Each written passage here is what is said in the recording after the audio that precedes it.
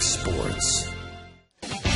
Listen up, Astros fans. There's been a lot to cheer about in the last 2 days. 2 straight Astros wins and an awakening in the middle of the Astros order has brought brighter days to Houston. Everyone's making plays. It's the Astros and the Nationals next on Fox Sports Houston.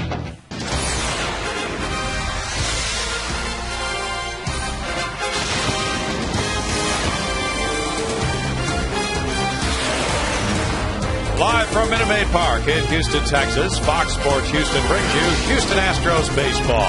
Today it's the finale of this 4-game series. The Astros meet the Washington Nationals. Good afternoon, everybody. Day baseball. Bill Brown and Jim DeShays. The Astros have won 2 of the 3 in this series so far, JD. They've won 2 in a row at home for the first time in a long time. You have to go back to the end of April when they swept the Pittsburgh Pirates for that to happen. A chance to win this series now with a win this afternoon.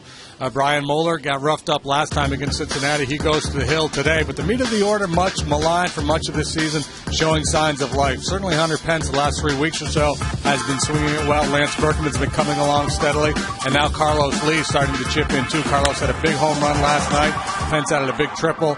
Combined 375, 9 out of 24 too long, 10 driven in, 4 walks so far in this series. Brad Mills hoping that continues today as Brian Moeller takes the mound against J.D. Martin. We'll be back with Game 4 of this series in just a moment.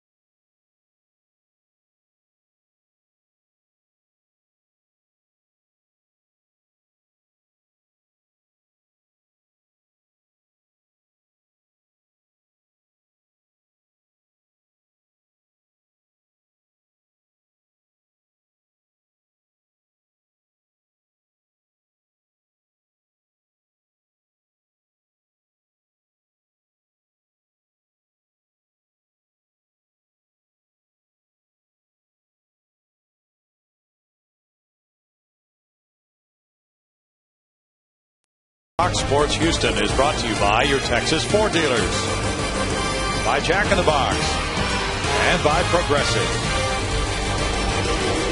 It's Game 4 of this series. The Cubs are coming in starting tomorrow night, and the Astros 2-1 on this homestand so far of 7 games. They take the field with Brian Moeller heading for the mound to face this starting lineup for the Washington Nationals, managed by Jim Riggleman. It's brought to you by Capital One. Christian Guzman is the shortstop and the leadoff man today, with Nigel Morgan in center field batting second. Ryan Zimmerman hits the number 3 spot at third base, with Adam Dunn, the cleanup man, playing first base. It's Josh Willingham in left field, Roger Bernardina in right, Adam Kennedy at second, Carlos Maldonado the catcher, J.D. Martin is the pitcher. Brian Moeller works for the Astros today, making his second start in place of the injured Bud Norris. 12 appearances out of the bullpen, 1 start, 0-2, 7.29 ERA. That ERA has a reliever, much more respectable 4.4. But last time out in that first start, he really got knocked around by Cincinnati. 2 2/3 innings, 10 hits, 8 runs, gave up 3 long balls. So Brian looking to tighten things up here a little bit this afternoon. Defensively, help comes from Leaborn and Penn. Infield features Feliz Manzella left side, Kevin Berkman right side, Kevin Cash backside. He's the hind catcher today. It's cool inside, a very warm and muggy day outside, and the Astros are 11-18 here at Minute Maid Park this season. They're 19-34. There's Cash catching the warm-up tosses of Moeller. As J.D. mentioned, Moeller going 2 2/3 in that first start of the year, coming into the rotation for the injured Bud Norris.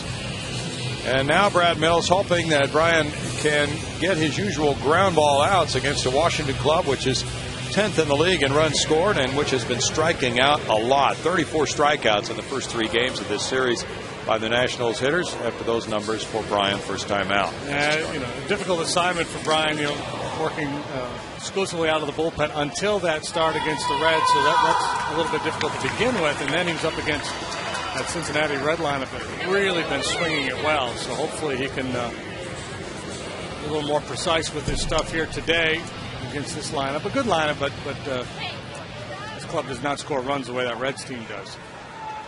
1.4 ground ball outs per fly balls for Brian Moeller. He is 3-4 in his career against the Nationals, and formerly the Expos. And it's Guzman leading it off. Taking all the way, there's strike 1 to Christian, a .316 hitter. That's the 5th best batting average in the National League. He's driven in 16, and he has 4 hits in this series so far. Pedro Feliz on the grass at third. And there's a little chop toward Lance Berkman. Tossing to Moeller, head first slide, and they got him. Bill Hahn with the out call at first on the first out of this ball game from 3-1. Well, if he runs through the bag, he's probably safe. I think the head first dive slowed him down. Now Berkman asking Moeller if he's all right after that sprint to first. And Brad Mills is going to come out of the dugout. Moeller gets extended there and a little limp after he hit the bag. Maybe rolled an ankle, perhaps. Might have. Tweak a hammy. We'll find out. If he runs through the bag with his speed, it would have been a much closer play. I don't know if he would have beat it.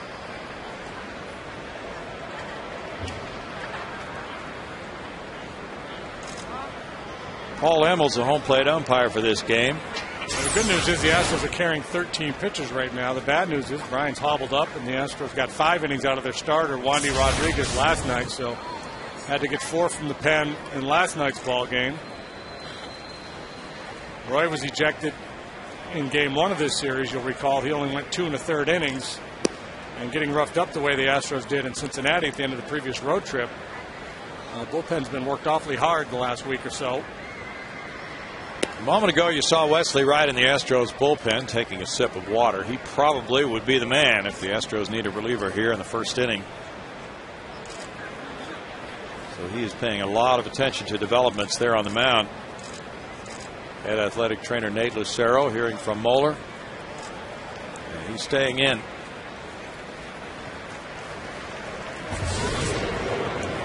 Brad Mills, as J.D. mentioned, got 5 innings from his starter last night. Brett Myers went 7 Tuesday night. But then Monday, Roy Oswalt was ejected after 2 1/3, so the bullpen really had to come in for a lot of work in that 14-4 loss Monday. Nigel Morgan, a .260 hitter with 9 runs batted in. He's had a big series going 7 for 14. Ball 1 to Morgan. Morgan, certainly with his speed, the bunt's a part of his game, and with Moeller nicked up a little bit, you could see him maybe possibly trying to drag bunt here. That's a thought. 2 balls, no strikes.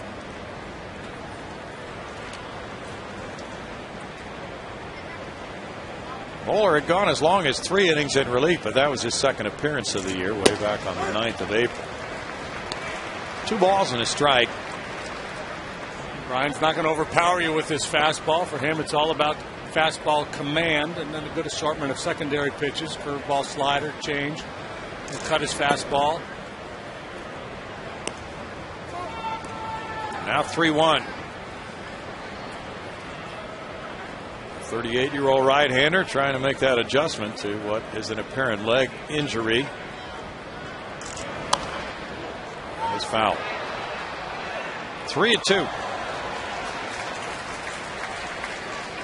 The Nationals are on a long road trip which ends today. They're 3-6. They started in San Francisco, moved on to San Diego. They lost 2 of 3 in both of those cities.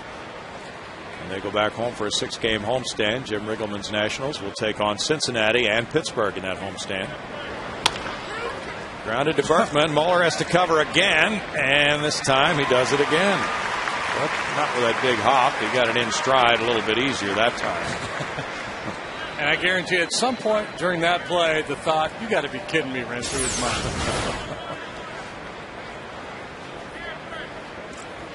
Seems to be running all right.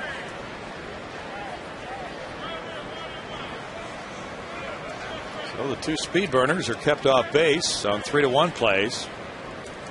And now it's Ryan Zimmerman batting. Brad Mills watching very carefully as Moeller works to Zimmerman, who leads the league in slugging percentage at .591. Zimmerman's drawn 8 walks in this 3-game series. The Astros have been very careful with Ryan Zimmerman. 11 home runs, 13 doubles.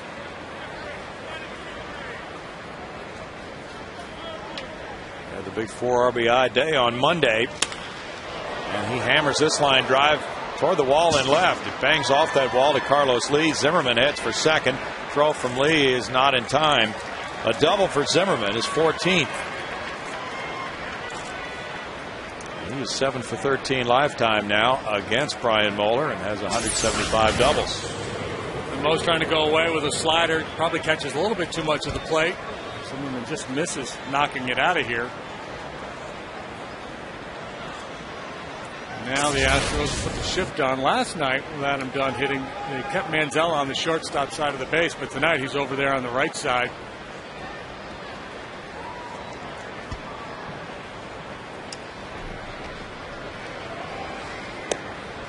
Strike 1 to Dunn. Dunn a pull hitter, but with Wandy on the mound last night, a lefty, they thought perhaps Dunn might be more inclined to hit the ball on the left side. Right-handed pitcher, and Brian, again, not an overpowering guy, so I understand why they play Manziel on the second base side. Keppinger out there in shallow right. Dunn hits it in the air, and Pedro Feliz comes over for a look. Cash also makes the trip, but it's foul and out of play. 0-2 to Dunn with 28 runs batted in, and Adam is tied for second in extra base hits this season. We'll get the early souvenir from the Houston native. He was 3 for 21 in his career against Moeller. Adams had a big series. He drove in 4 Monday, another RBI last night, going 3 for 4 in that game. 1-2. The Astros pitchers have been trying to crowd Dunn for the most part throughout this series. His RBI double in the first netted the Nationals' only run of the night last night in their 5-1 loss. Nice stop by Cash, and it's 2-2. It makes sense to try to crowd Adam Dunn. Don't let him get those arms extended. He's got a real good eye at home plate, though, and it's just tough because at some point you feel like, well, I can't, I'm trying to jam him by coming in off the plate with fastballs or cutters. If you get to the point where you feel like you have to throw a strike, where do you go? Do you try to throw a little two-seamer to curl back to the inside corner, or do you go down and away? Excellent work by Moeller, who changes speeds on him and gets a strikeout. No runs, a hit, a runner stranded at second base, no score.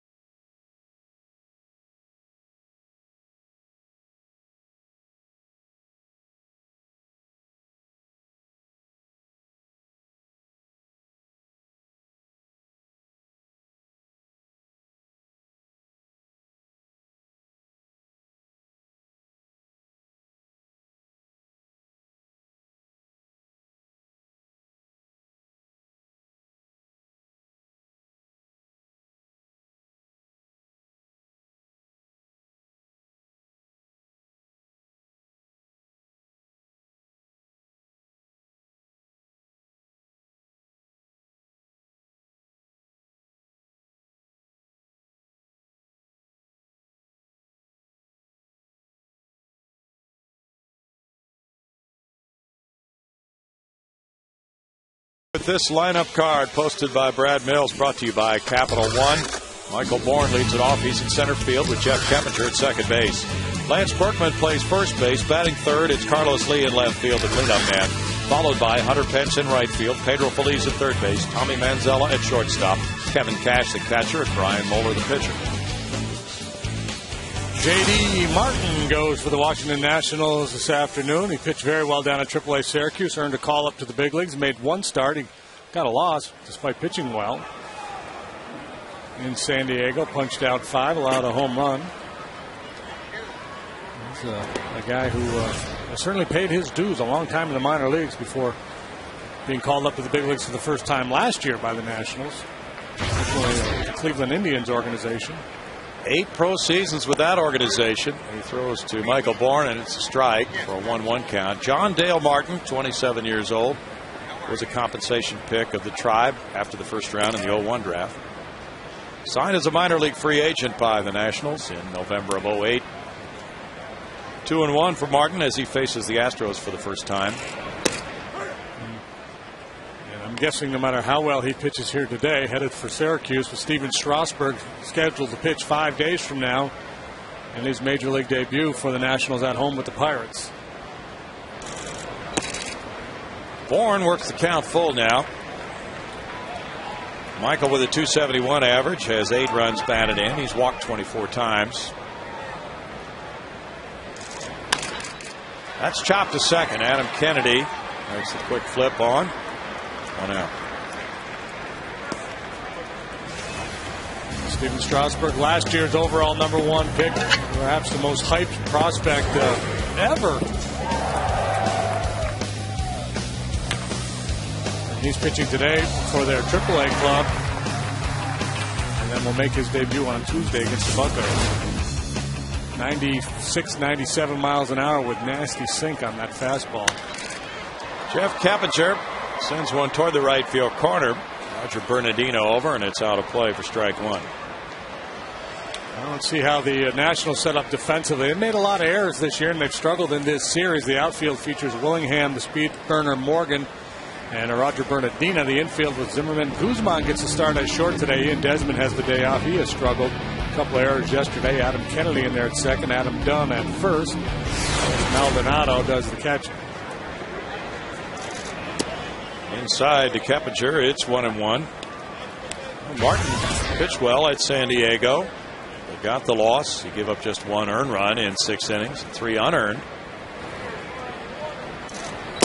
On a breaking ball to the catcher Nick Hundley, who hit it out of the ballpark. Other than that, things went well for him. 1 ball, 2 strikes. Keppinger takes the curve. Curveball may be his best pitch. He's like most of these national starters in terms of stuff, maybe a little bit short. 86, 87 miles an hour with the fastball, but a good assortment of pitches. He really needs to be precise to have success. Guzman plays this one from shortstop, and a low throw not picked by Dunn. Here we go again. Open the door. 3rd error for Guzman.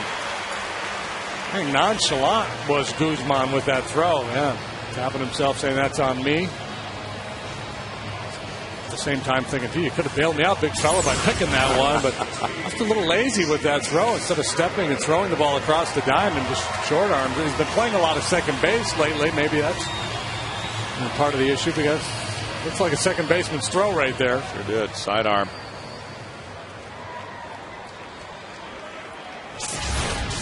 That's the 48th error by the Nationals. They've allowed 27 unearned runs. Throw goes over to first. Keppinger back, and Lance Berkman would be the batter. The Astros have scored some 33 unearned runs this year. Berkman at 241 has 5 homers, 22 runs batted in. About 20% of their total of 168 runs have been unearned this year. That's strike 1 to Lance. Lance has had big hits recently. Game-winning hits in 2 of the Astros' last 4 games for Lance. 4 for 13 in this series with 5 runs batted in. Bouncer by Dunn into right field. Keppinger will go first to third on the Berkman single. Well, with Dunn holding the runner, Keppinger, the ball bounced by him and into right. Well, last night, in some situations, Dunn was not holding the runner at first, but playing off the bag.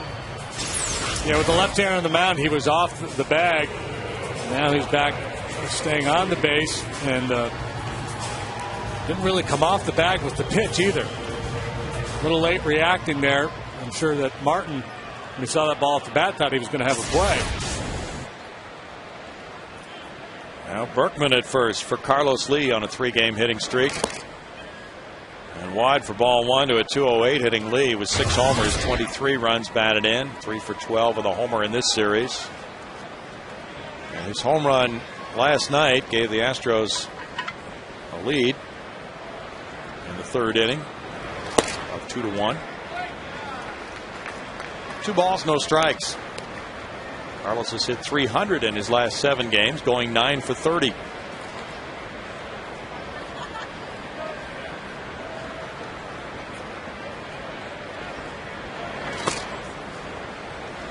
It's 3-0.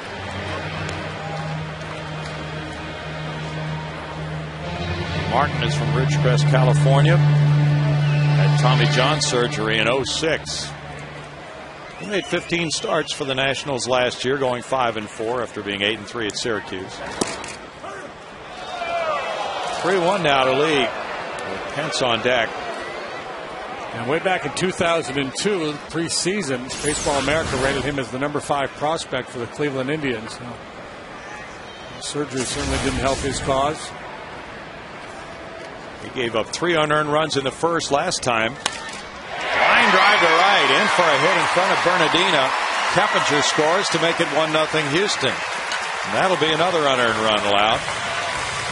Lee picks up his 24th run batted in. And we talked about this Washington Nationals staff, especially the starting rotation, being the guys who don't overpower, don't strike out a lot of hitters, pitch to contact, and you just can't afford to have that sloppy defense behind these kinds of pitchers, because they're going to give up their fair number of base hits as well.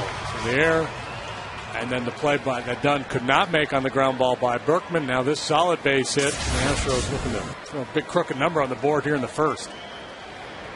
Hunter Pence would love to be a part of that. He takes ball 1, 277 for Hunter. A club high 9 homers and also 26 runs batted in. Leads the club after a 3 for 11 series so far with a long ball.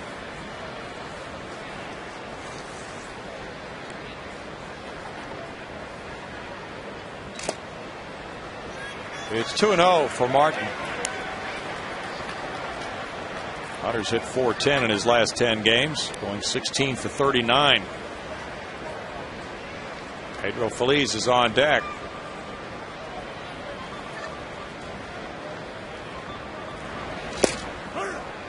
Two and one.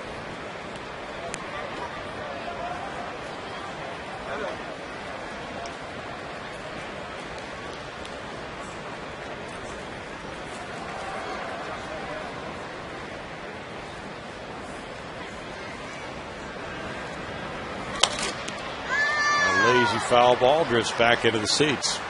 It's 2-2. Congratulations, you've won a baseball. Yeah. Carlos Zambrano will pitch here for the Cubs tomorrow night as the next series opens. Their rotation had to be altered because of the rain out last night in Pittsburgh.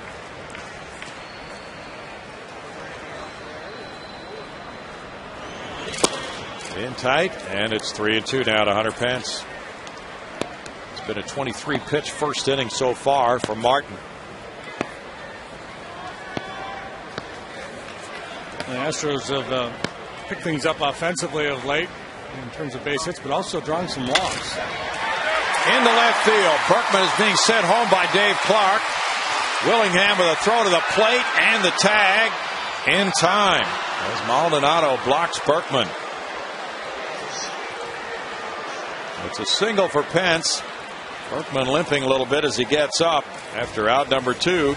Goes from 7-2. A very aggressive send there by Dave Clark, and I'm guessing that's a scouting report send more than anything, because taking the play on its own, you're probably going to throw up a stop sign. sharply hit ball in short left field here, so the left fielder is a little bit closer. But a lot of times you have a scouting report that says, hey, so-and-so is slow getting to the ball. He's not an accurate thrower. So when given an opportunity, try to take the base on him. And maybe that's the story with Josh Willingham.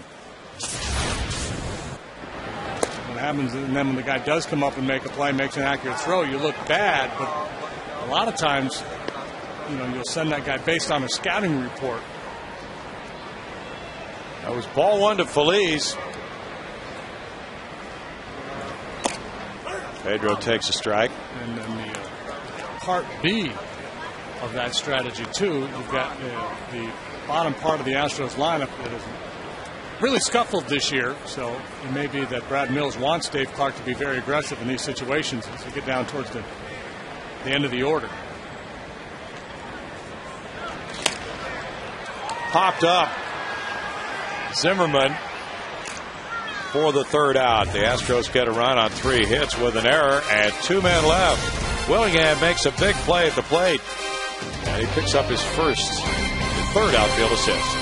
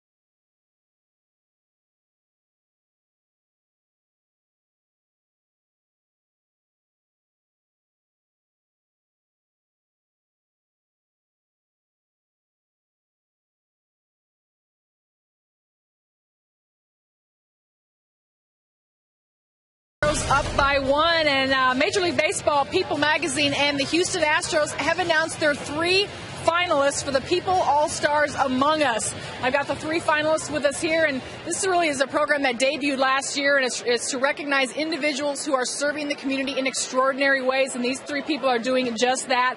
I've got Grace Butler, Roy Young, and Shane Wallace. And Grace, I'm going to start with you. You founded Hope Through Grace. Tell us a little bit about that. Hope Through Grace has been founded to help people to get baseline colonoscopy screening to prevent colon cancer.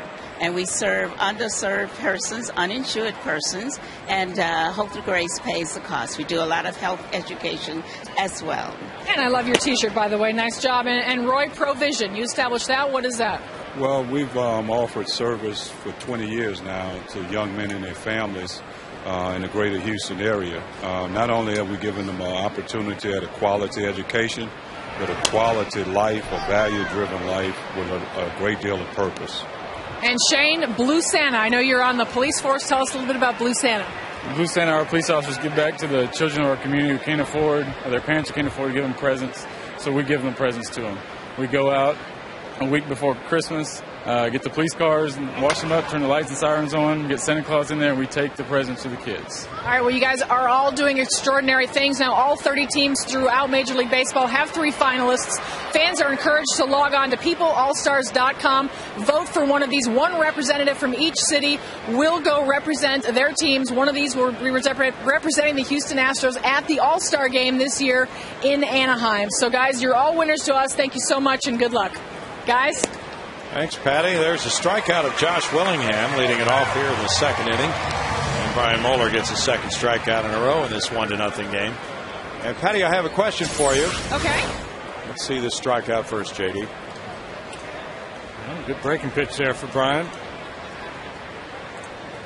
Yeah, a nice spot. One out, and it's Bernardina batting. Patty, I heard you were watching the pregame portion of the Detroit ball game today with Armando Galarraga bringing out the lineup card and Jim Joyce, the home plate umpire. Tell us what you saw. And Jim, it was pretty awesome. Jim Joyce was out there. Galarraga brought out the lineup card. Jim Joyce got very emotional, broke down, just basically put his fingers up to his eyes, and you could tell he was very emotional. It was a pretty poignant moment, and obviously it was something that no one feels worse about it than Jim did. Probably didn't sleep a wink last night. And I understood he was given the option not to have to go behind the plate today. He chose to do it. He's a professional, and I'm sure he'll go out there and do a great job. Thank you, Patty. 2 outs on the Bernardina grounder, and Keppinger made a nice play to get him. And now it's strike one to Adam Kennedy, the second baseman at 246 with 2 homers, 15 runs batted in. That's quite a story in baseball, costing Galarraga the perfect game last night on the call by Joyce at first. Yeah, I feel as bad for Joyce as I do for Galarraga, but apparently Bud Selig is contemplating overruling, changing that call and awarding the perfect game to Armando Galarraga. That would be really something. Totally unprecedented. Let's see it again from last night. Jason Donald is the batter. It's the 27th, would be 27th out in a perfect game. Foot down, ball and glove. And Joyce, after the game, very despondent and not trying to hide, just basically coming out and saying, yeah, I blew the call. And then great response by the Tigers, by Jimmy Leland and by Galarraga, showing such grace, saying, hey, we're all human. Jimmy Joyce is a good umpire. Players like him. He's a guy that's always been approachable. Strike 3 call from Moeller. He has a 1-2-3 second inning and a 1-0 lead.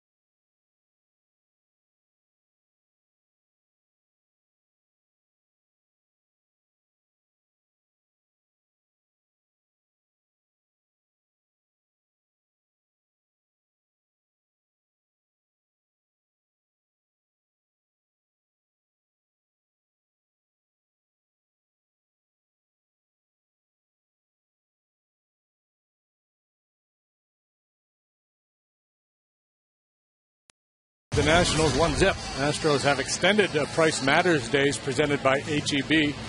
Now available every Sunday through Thursday. You'll get a View Deck 2 ticket, a hot dog, HEB chips, and a soda. All for the low, low price of $10. Or you can upgrade to a field-level bullpen box. That'll cost you just $10 more. Visit Astros.com for tickets. In air-conditioned comfort, the fans are watching Tommy Manzella bat in the bottom of the second inning. 1-0 Houston. Manzella carries a .206 batting average. And there's strike one for J.D. Martin. Yeah, really, once, summer rolls around here in Houston, you're not going to be hanging out outdoors anyway. You might as well come to the ballpark. Absolutely. Special pricing is hard to ignore. No balls, 2 strikes. Kids get in for free with the purchase of an adult ticket. The Price Matters program, there's a lot to look over. Foul back by Manzella. Still no balls, 2 strikes. There's Jenny. She's arrived. Casey Daigle's wife, making the trip from Round Rock. So that must be Ace. We'll look at it. I'll have to check on that. I didn't know Ace was that old. 1 ball and 2 strikes. Kevin Cash on deck. Brian Mulder due up third. Up the right field line. That's slicing foul and out of play.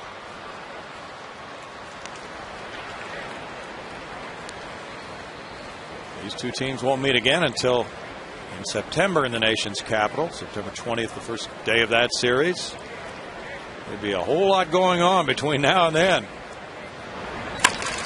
Ground ball to shortstop. Guzman. 1 out. Be interesting to see where Steven Strasburg is at that point. Yeah, they're going to be very careful with his innings this year. So we're just missing him this go around as he's going to be called up to pitch Tuesday, and in September he may have been shut down by then. That's right. Kevin Cash, a 161 hitter, has 1 RBI. Kevin had a couple of hits Tuesday night. And smacks this one to left field. They're getting up in the Landry's Crawford boxes. Kevin Cash hits his first homer as an Astro, and it's 2-0.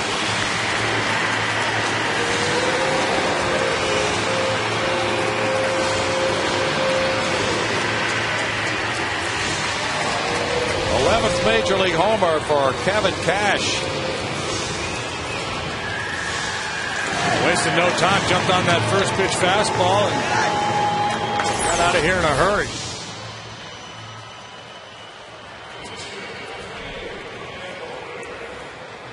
Martin, and he's a guy who can't afford to pitch in the middle of the strike zone, doesn't have enough fastball, doesn't get real good movement on it. That's a glowing smile. Brian Muller wraps a single to center field. His first hit of the year. A notoriously bad hitter.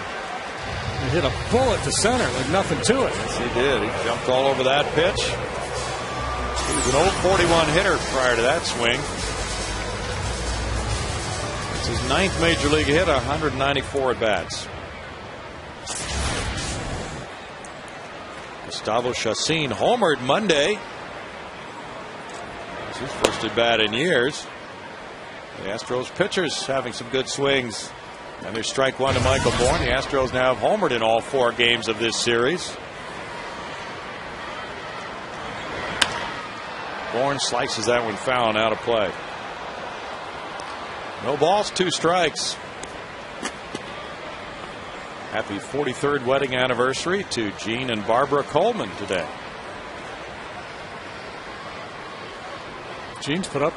Barbara, has put up with Gene for 43 years.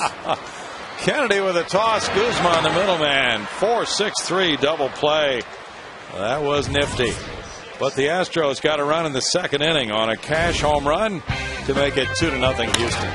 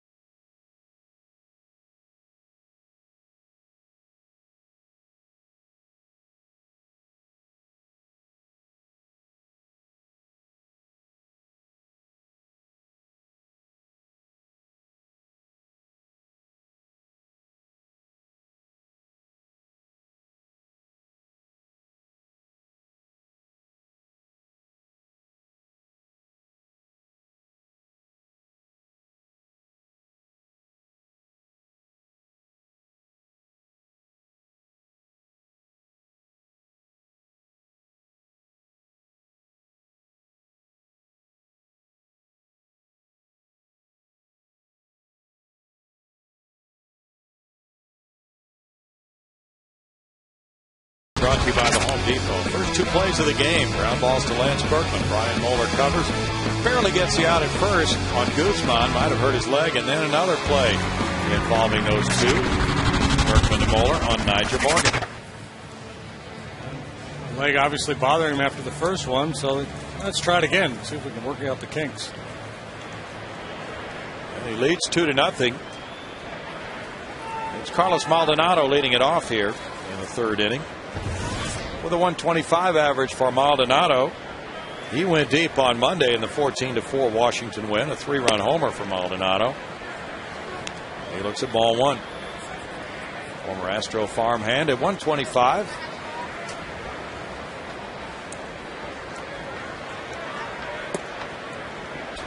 Takes that one, and it's a 2-ball, no strike count. Moeller working in the changeup effectively in the early going today. Juan Rodriguez had a nice 5 innings last night. Off the end of the bat, this one to Berkman. He'll take it. Please. One out. J.D. Martin is 0 for 2. Nationals, aside from the Zimmerman double, haven't hit the ball out of the infield. 4 ground ball outs, 3 punch outs. 30 pitches for Brian here with 1 out in the third. Very efficient start so far for Brian. There's strike one to Martin. Nationals have hit only .223 on this 9-game road trip so far. Road trip that started miserably for them as they sat in the airplane in Washington for about 5 hours waiting for a part to be delivered because they had a mechanical problem. Turned out that didn't fix it, so they sent them back home and said we'll try to go tomorrow. Cracked bat looper, and there's a hit for J.D. Martin into center field. Both pitchers have connected with singles in this game. Well, at least Brian can claim a broken bat. Martin. Yes, he can. Hit number 2 for the Nats. Yeah, so it was just a mess for the Nationals at the start of this road trip. Sat on the plane, finally got the part. Couldn't leave. And let's go back home and try it again tomorrow. We're going to fly on a Sunday after a game and then have an off day in San Francisco. And that obviously didn't pan out. Got in about 24 hours too late. Fly ball to Bourne. 2 outs. Gene Duffy, our ace researcher, has done some work on Ace Daigle. He was born May 4th, 2006. Will make him 4 years old. That little guy looked like he could be 4. Well, maybe so. Morgan grounded out first time up from Berkman to Moeller covering.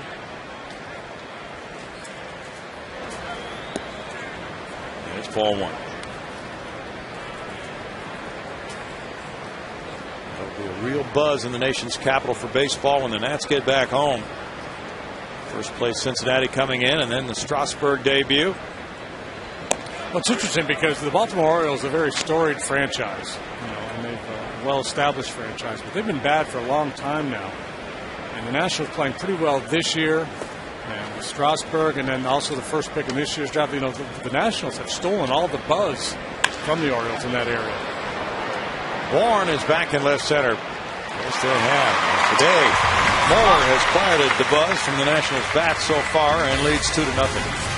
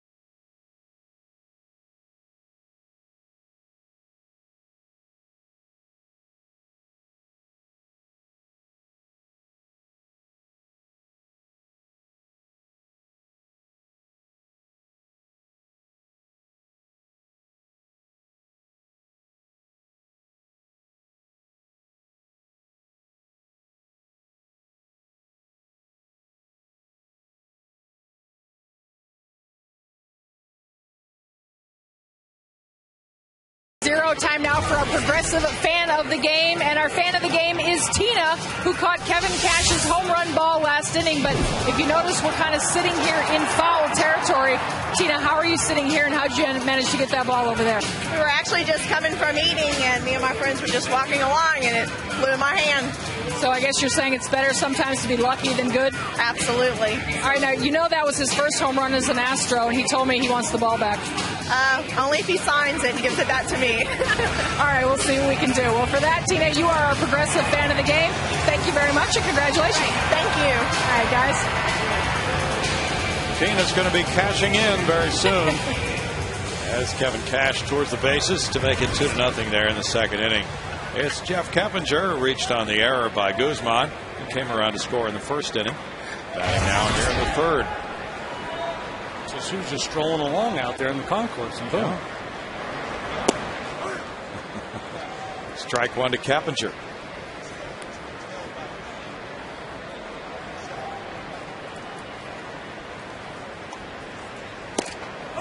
He gets a big curve for an 0-2 count now to Keppinger. I like the rotation on his curveball. That's a good, tight breaking pitch he's got.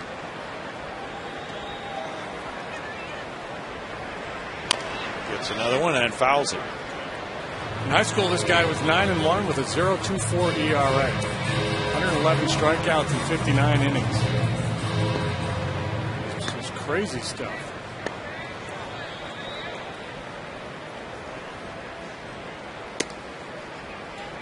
One ball, two strikes. Started his career with 22 consecutive scoreless innings. Got off to a great start, then had some injury problems. Near the right field line, Bernardina laying out for it, and what a grab by Roger Bernardina. We've been talking about the Nationals' defense scuffling so far this year, and certainly in this series, but this is just a tremendous play. Giving up the body, going face first to make that play. If he comes up empty, Keppinger's going to get at least 3. He's going to kick all the way down into the corner.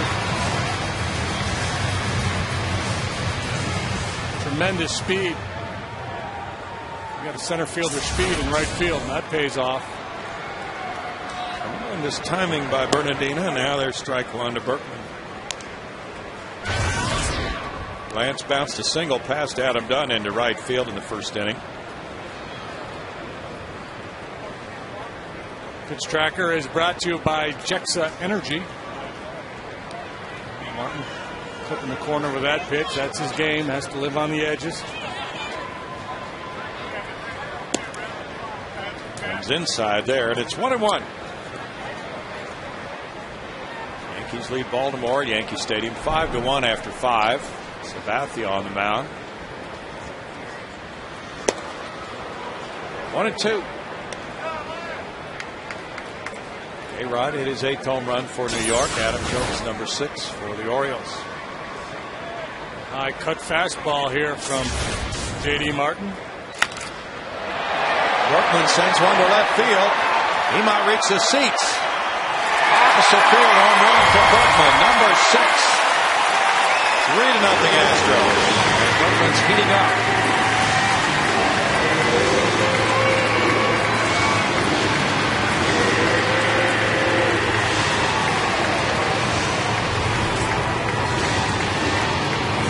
.23 runs batted in for Berkman, and the Astros have a pair of home runs today.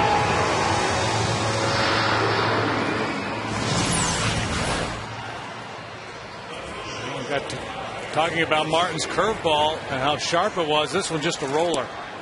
Didn't finish that pitch. Kind of a floating, hovering, breaking pitch, and Berkman kills that pitch. Carlos Lee smacks one deep to center. Morgan, 2 outs. Good swings by the Astros hitters.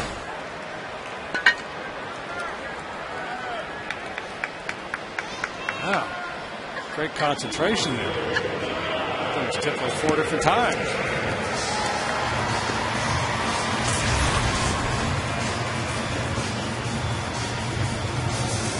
Hunter Pence singled to left field in the first inning after working the count full. Astros' longest stretch of games with a homer this season so far is 5. They've stretched it to 4 today, and there's ball 1.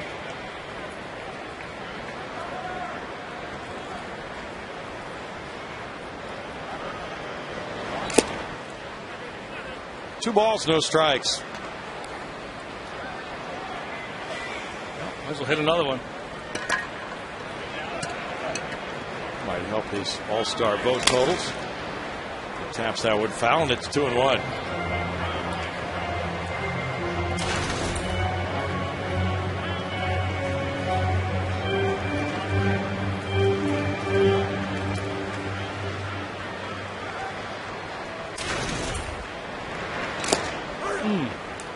Would have been a good pitch to swing at. 2 balls, 2 strikes.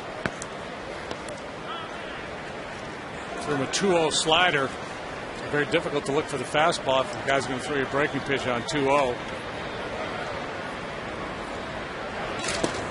Big curve, called strike 3. Paul Immel rings it up, and it's strikeout number 1 for Martin.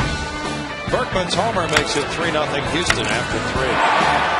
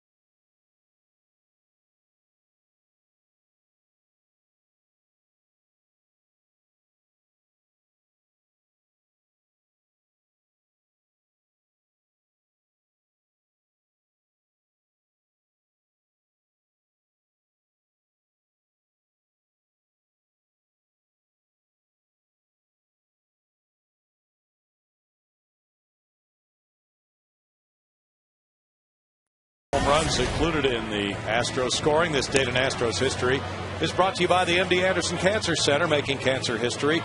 On June 3rd, 1997, Jeff Bagwell tagged Scott Radinsky for a game-winning homer in the 10th. The Astros down Los Angeles 4-3. They went on to a playoff spot that year. That broke an 11-year drought for the Astros between playoff appearances. Dirker's first year as manager. Yeah. Ryan Zimmerman leads it off in the 4th inning. Moeller has needed only 37 pitches through 3. Ball 1 to Zimmerman, who hit a double off the left field wall his first time up.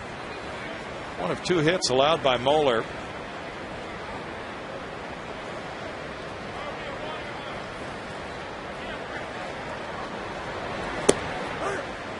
It's 1-1. Cash sets up a nice low target.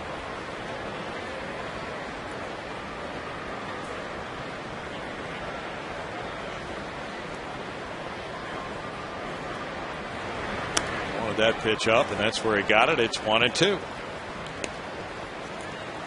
Yeah, Brian Moeller's going to hit the target a high percentage of the time, probably as much as anybody on the Astros staff.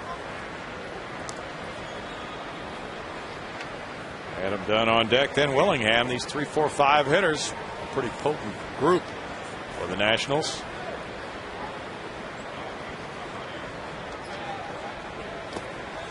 The dirt, 2-2. In fact, the Nationals 3, 4, 5 hitters give them one of only 2 clubs to have 3 players with double-digit home run totals. Toronto, the only other club in the majors. Jose Bautista with 16, Vernon Wells with 13. Alex Gonzalez with 11 for them. What's up with Jose Bautista? Couldn't tell you, but I think he's tied his career high already. That sounds correct. That is pretty crazy. There's a shot into left field, and Zimmerman's 2 for 2. He has had a big-time series. He's been on base constantly in this series. Baseball fans, Chevy is a proud sponsor of youth baseball programs throughout the state of Texas. If you would like to learn more about Chevy's commitment to youth league baseball programs, visit ChevyTexasBaseball.com. That's the 12th time Zimmerman has reached base in this series. 4-game series. Adam Dunn struck out in the first inning. We have a statement from Commissioner Seelig here. Essentially saying that he's still going. It's under review. Last night's call on the perfect game. I will examine our umpiring system, the expanded use of instant replay, and all of the other related features before I announce any decision. I will consult with all the appropriate parties. Cappinger to his left, took a look at second, through to first. One out. Good decision there by Cappinger. Make sure you get an out. You got a 3-run lead. Don't want to get too risky out there and set up a big inning. A good peek at it here. Cappinger stepping in for Kaz Matsui has been very good defensively out there at second base. Short-handed. So the commissioner will consult with the umpires union, the players union, the special committee for on-field matters, which consists of field managers, general managers, club owners, presidents, and Astros broadcaster Bill Brown. Please. I didn't know you were on the committee, Brownie. No. That's not going to be happening. Actually, Brad Mills had some interesting thoughts about that system. Strike one to Willingham. He struck out earlier. Up the middle and past a diving Manzella into center field. Zimmerman comes home to make it 3-1. RBI single for Willingham, his 37th run batted in. Josh Willingham is a good major league ball player. He's thrown a man out of the home plate today. Now he's driven in a run. So his plus minus is 2. One prevented, one driven home. That's a good solid base hit. Got in on him a little bit, but he's a strong cat, boy. He's ripped. He's done well in RBI situations this year. So what's Millsy think? I don't think he wants to be a proponent of replay. Does he want a challenge flag? Well, he doesn't like the challenge flag. No. Roger Bernardina, the batter. He's ball one. He laid out a system. I don't think he wants to go public with it yet, but he's really thought it through. You could tell. And I think the point he was making is with the technology we have now, which we didn't have 10 years ago, you know, it's something that can't be ignored. Fly ball to left. Carlos Lee with the play, 2 outs. So what if there was an eye in the sky in every ballpark, a guy, an umpire who had all these monitors at his disposal, and essentially you had that booth review option available where the call on the field is glaringly wrong. You know, not a bang banger. It could have gone either way, but something that's glaringly wrong, and he could buzz the crew chief or whatever. Right. Say, this happens in other sports. Yeah, we want to talk about it, like in hockey with the goals. Mm-hmm. He's pretty well entrenched in the other sports. Adam Kennedy takes ball 1. It probably would not take a lot of time as far as delaying a game. And there is some concern. A lot of folks are concerned with the pace of play in Major League Baseball. Turns some fans off how slow some of the games are. But really, if you were to eliminate a lot of the on-field arguing, you know, if you said, here's the deal, we're going to review plays. We're going to try to make sure we get them right by using all this technology. But we're not going to put up with any more nonsense with the manager coming out screaming and yelling on a bang-bang play at first base. There's no sense in it. It doesn't do anybody any good. So if you run out on the field, then you're going to be automatically ejected. Runner going. Michael Bourne makes the catch in center. It's 1 run, 2 hits, and a man left. It's 3-1 Nationals.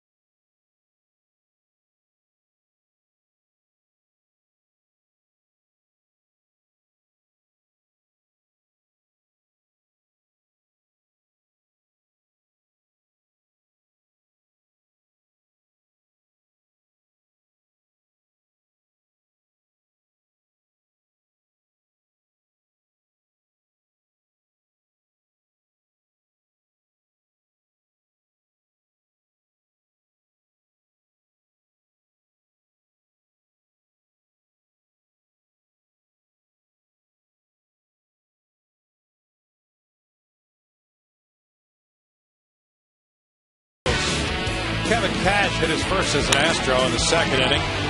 That one found the Landry's Crawford boxes. That made it 2-0, and then Lance Berkman who won to that same area. That was number 6 of the year for Lance. And it's a 3-0 lead at that point. Now the Nationals have scored, and it's 3-1 Astros. We go to the bottom of the 4th inning, and it's Pedro Feliz. He popped to 3rd in the 1st. The Astros with a couple of home runs in this game in the early going. It's been a while since they've hit more than one in a game. May 23rd here against Tampa Bay. Ground ball to shortstop. Guzman gets Feliz, 1 out. Tommy Manzella bounced to short in the second inning.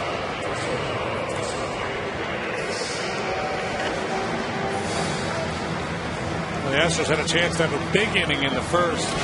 Error by Guzman preceded 3 consecutive base hits, with Josh Willingham threw Lance Berkman out at home trying to score on Pence's hit.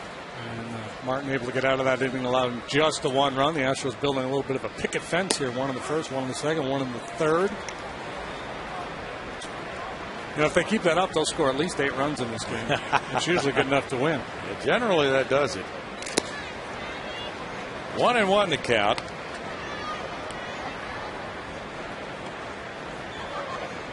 The Astros, when they score 4 runs or more, have a decent record this year. They've just been struggling to get to that figure in many of their games. Bill Hahn with the call. Check swing by Manzella. It's 2 balls and a strike.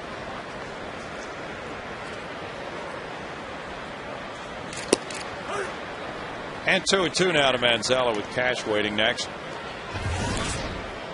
The Astros are 16-6 when they score 4 runs or more. Bounce to third. Zimmerman comes in. 2 outs. Tonight's Jack in the Box standings. We'll take a look at the top 5 all-time in home runs. Ken Griffey Jr. announcing his retirement last night from the Seattle Mariners. Trailing only Mays, Ruth, Aaron, and Barry Bonds. One of the illustrious figures in the game's history now. Cash with ball 1. Hit his first home run in the majors since 08. And he connected in the second inning. He hit 3 for Boston that year. His high was 4 with the Blue Jays in 04 and 181 at bats.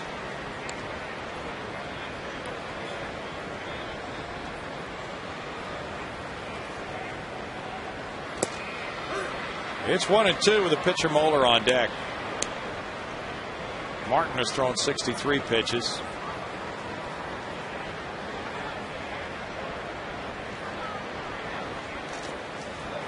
Curveball makes it 2-2. It's Cleveland 6, Detroit 6. They're in the bottom of the 6th at Detroit. Milwaukee and Florida play tonight at Florida, and Chris Capuano returns to the Milwaukee rotation. Welcome back to the crafty left-hander. Boy, he was an 18-game winner for the Brewers a few years back. They need some pitching. Yeah, 2 Tommy John surgeries for him. Josh Johnson opposes him. Oakland leads at Boston in the 6th inning, 5-3, with 2 homers from Kurt Suzuki to give him 7.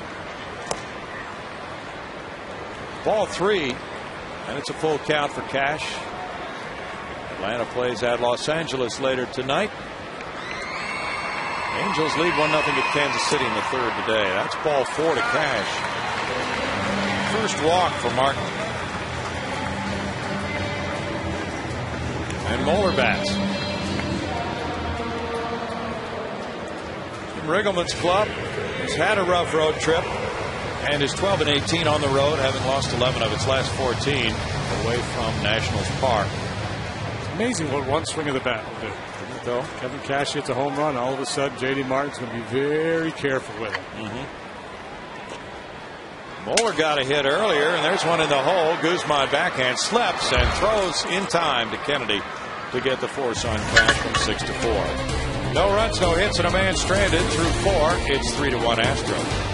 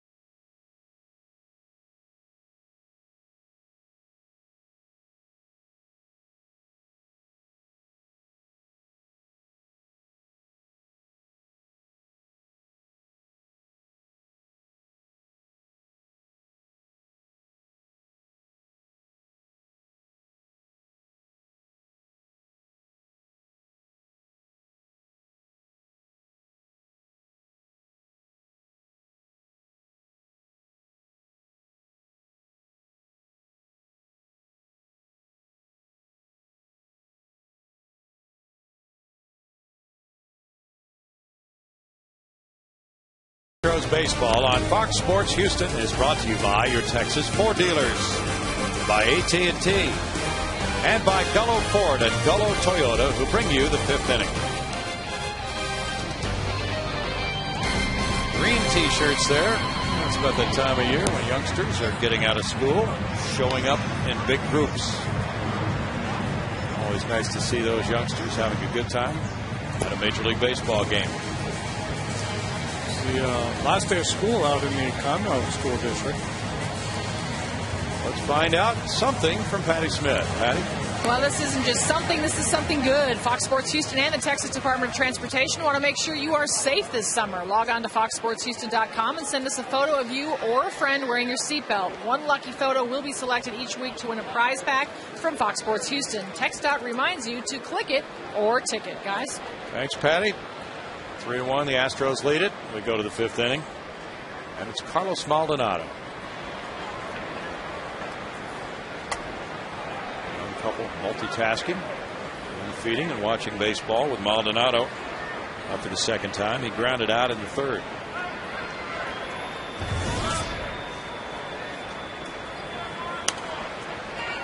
Foul back. There's strike one. You know, regarding the technology and how it might help umpiring, it's so good right now as far as the technology goes and the assistance it might provide to the umpires. It's pretty hard to ignore it.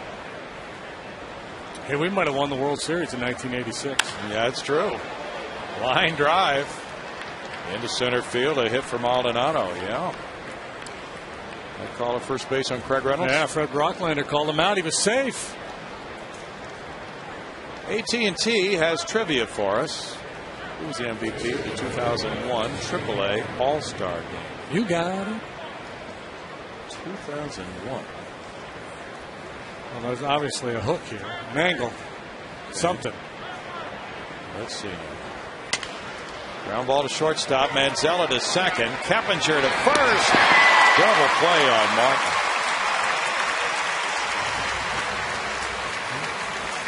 Martin was hit last time up. A victim of his own athleticism, I guess. I think with most pitchers up there, Riggleman would have had the bunt on, but Martin swings the bat pretty well, so he rolls the dice, lets him swing here. And it bounces into the double play.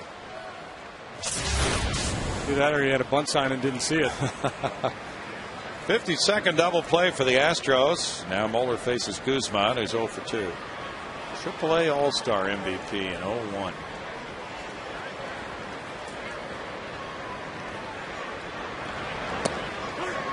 Strike one.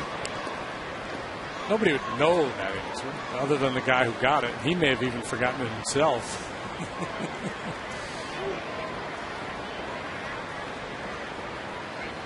It was not Lance Berkman.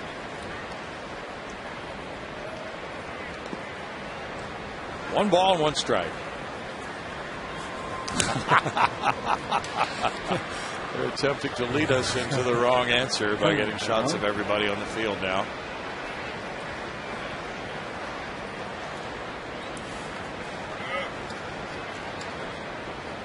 I think they've got it on this one, JD. They've got us here.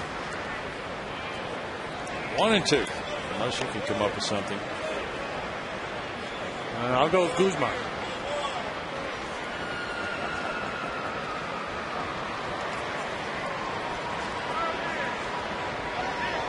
Ryan Zimmerman there. He wasn't drafted till 05, though. They're toying with us. 2 balls and 2 strikes. Let's see. Here it is.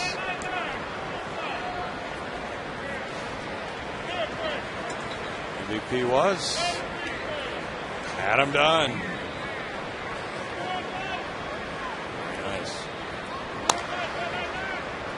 Bouncer goes foul. Did he hit 50 home runs in a minor league season? Didn't he hit 50 one year? Something crazy like that? Not sure. I think it was in a couple different stops. Maybe it was 40 something. See, he had 20 at Louisville, 12 at Chattanooga, 32 that year. No? Hit 46 in a major league season, though. That's pretty darn good.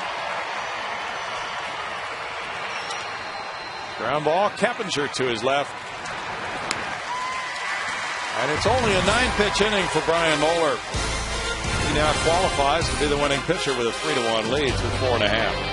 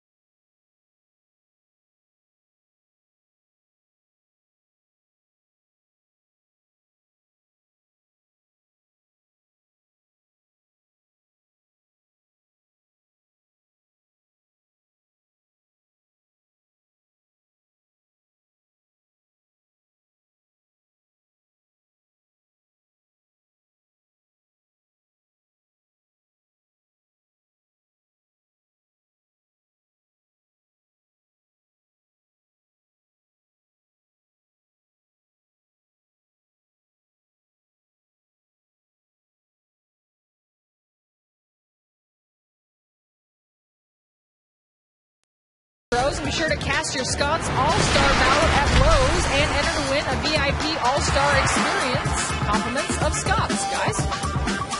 Thank you, Patty. 3-1 Astros. And as they look on, it's Michael Bourne taking strike one. Bottom of the 5th inning. Bourne is 0 for 2. J.D. Martin has thrown 68 pitches so far. It's a 1-1 count for him.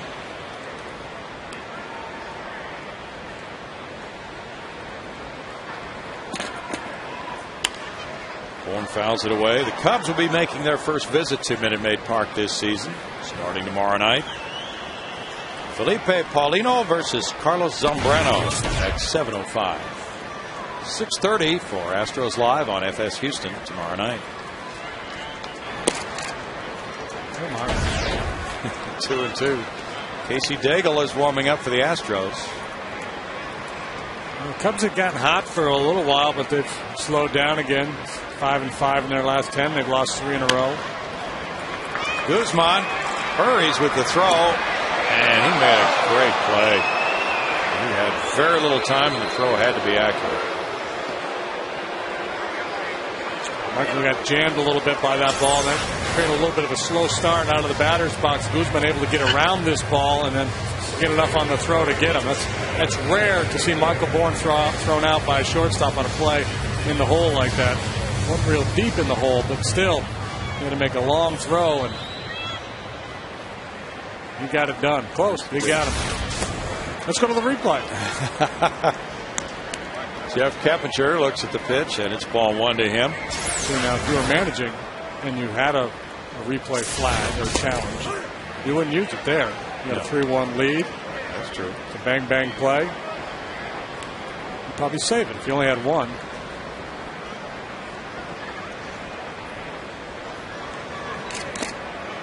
Curveball makes it 1-2 to Keppinger. But I do kind of agree with the notion of having a booth review system where on an obviously wrong call they could change it. Because if the idea is to get it right, what the challenge does was it allows you to challenge one time to get it right, and the rest of the game, if it's wrong, you can't get it fixed. Exactly. Strike 3 on another hook from Martin. Second strikeout for him. And both times it's been with inside curveballs to right-handed hitters. Hunter Pence rung up on a very similar pitch.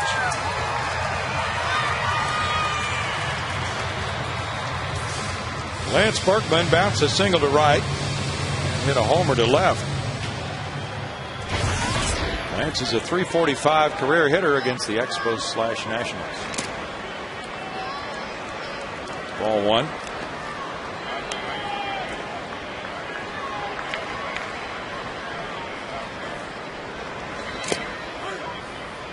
It's a 1-1 count. A lot of teams are off today.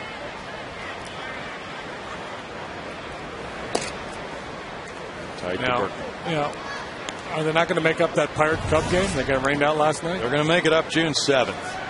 The Cubs have to go back to Pittsburgh for one game because that was their last scheduled trip there. Why can't they play today? The Pirates had played for 20 consecutive days, and the players would have had to approve playing today. And they didn't schedule it for today.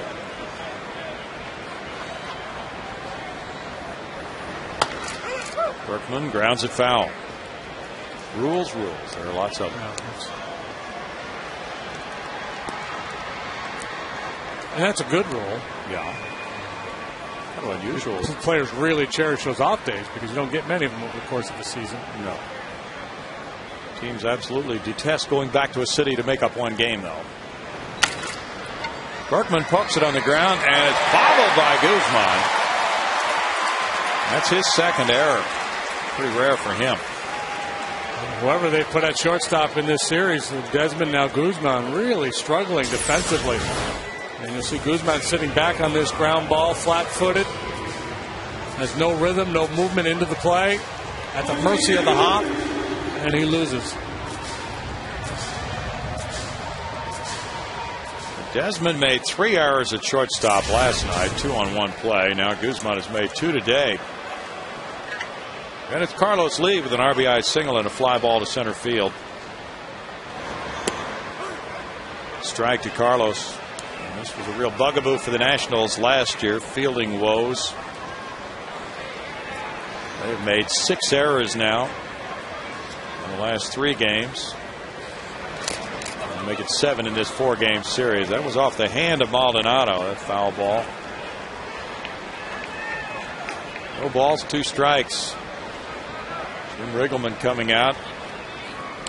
Pudge Rodriguez is the frontline catcher for the Nationals. He's on the disabled list right now. Maldonado called up to provide support. He and Will Nieves do the catching now for the Nats. Watch, you see him drop that in. He's got it covered behind the mitt, and then he takes it out from behind his glove in anticipation of catching that ball.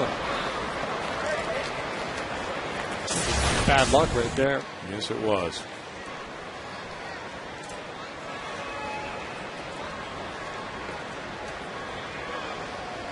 Mike Rizzo is the general manager of this club.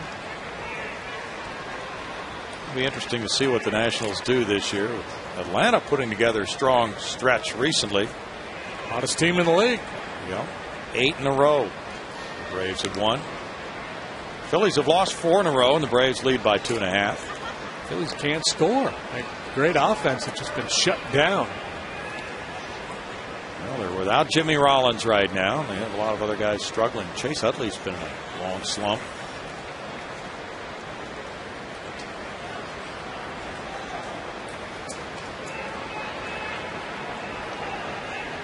No balls, 2 strikes to Carlos Lee. Maldonado still flexing that right hand. Berkman the runner and 2 outs.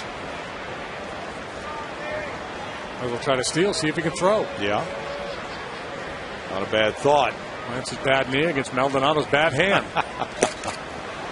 Swing and a miss and a strikeout. Ends the 5th. No runs, no hits, an error and a man left. 3-1 Astros.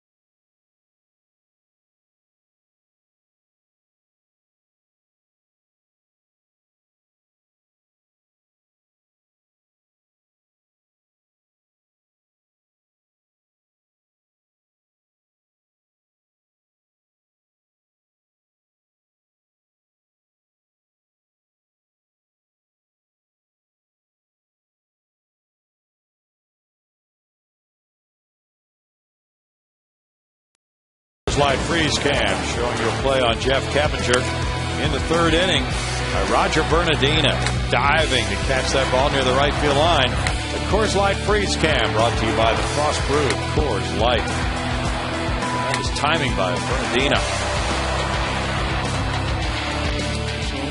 Defensively for the Nationals in this game, outfield good, infield not so good. There you go. A little summer treat for you. Cool refreshment there as Niger Morgan leads it off in the sixth inning. He is 0 for 2.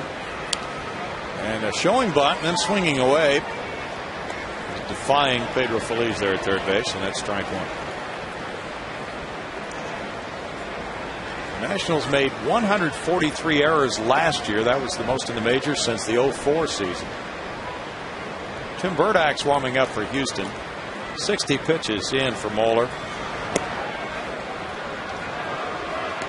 1-1, and that was one of the objectives for the Nationals. Casey Daigle and Burdak alongside each other to whittle down those errors this year, but they're about on the same pace they set last year.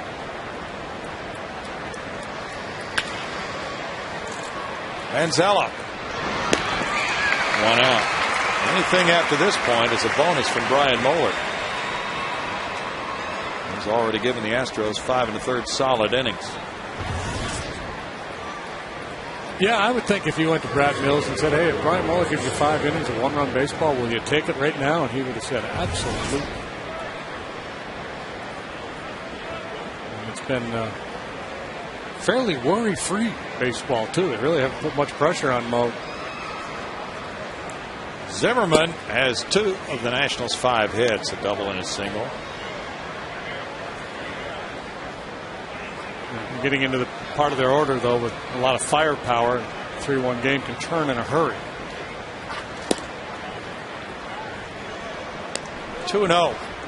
The nice thing about a pitcher like Moeller is he keeps himself in excellent condition. And even though he had been in the bullpen since the outset of the season, keeps himself in such good shape that he can move into the rotation and ramp it up to 80 pitches or so.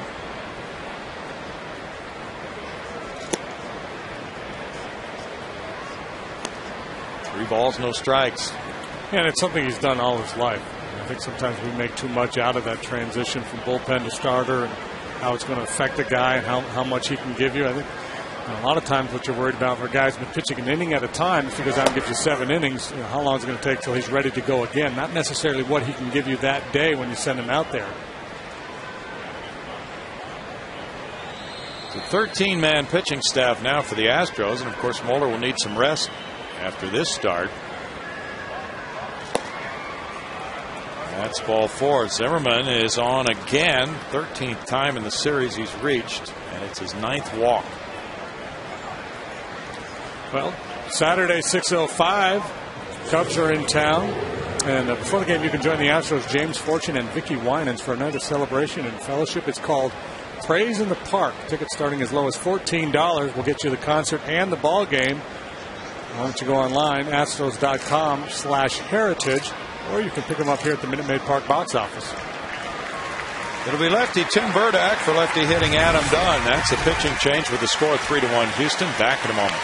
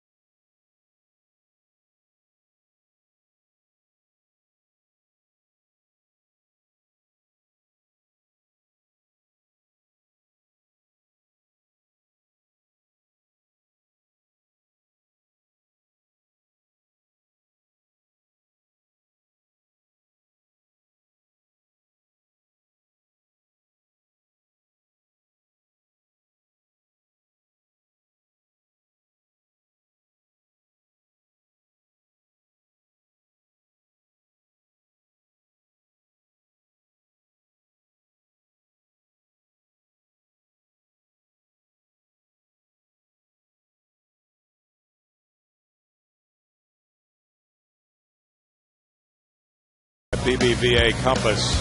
There's a strikeout on a changeup for Brian Moeller on Dunn. Another one on Willingham. And Kennedy caught looking. And now some work offensively. Kevin Cash hits his first homer with the Astros in the second inning. Lance Berkman hits the Landry's Crawford boxes. Opposite field shot in the third. His sixth of the year. And the Astros build a 3-1 lead. Now our Verizon Wireless call to the bullpen brings in Tim Burdack to create a lefty-on-lefty matchup with Adam Dunn. Yeah, I think if Brian Moeller had got Ryan Zimmerman, he'd still be in the ballgame. But now with Adam up there representing the tying run, and Brad Mills is going to play percentages and bring in his lefty to face the big man. As you look at the numbers for Tim. All the way, there's strike one to Dunn. Burdack pitched last night, 2/3 of an inning, 1 hit, no runs, and Dunn got the hit off him in the 7th inning, a single to center field. This time around, Manzella slides back over to the shortstop side of second base with the shift done, still playing strong pull, but they're looking for 2, so Kepinger's not back in the outfield. He's a normal double play depth. This is Burdack's 4th appearance since he returned from the disabled list and a rehab assignment in the minor leagues of 2 outings. He's out with a right hamstring strain. The situation here, if you got to 2 strikes on Dunn, and you'd be absolutely convinced then that he wouldn't try to push a bunt down the third baseline. You could put Manzella on the second base side, move Keppinger over further, and let Feliz be your pivot man on a ground ball to the right side.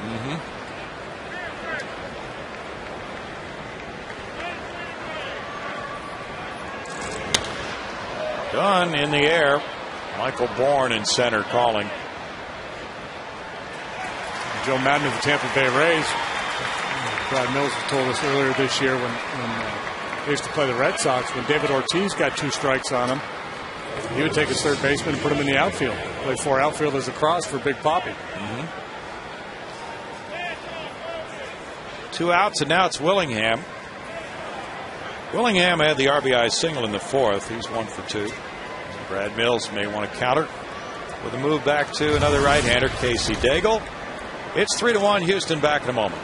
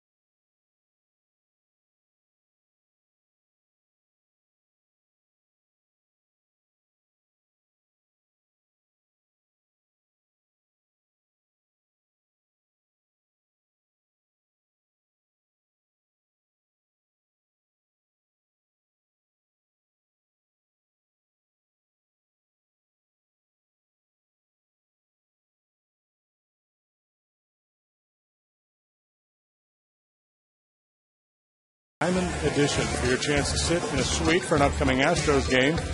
Courtesy of your Houston area Chevy dealers. Log on to foxsportshouston.com. Click on the Chevy Malibu Suite Night giveaway link. That's pretty self-explanatory. And if you saw that link, you would know that's the place to go. We make it easy for you. It's Jenny Daigle. And we see our call to the bullpen being brought to you by Verizon Wireless as her husband Casey gets set to go to work. Their son Ace alongside on our Verizon call to the pen. A special moment because he has not been in the big league since 06. Just made his Astros debut last night with a good inning and a third, giving up 1 hit, no runs. And now he faces Willingham Willingham with the RBI single in the fourth, 1 for 2.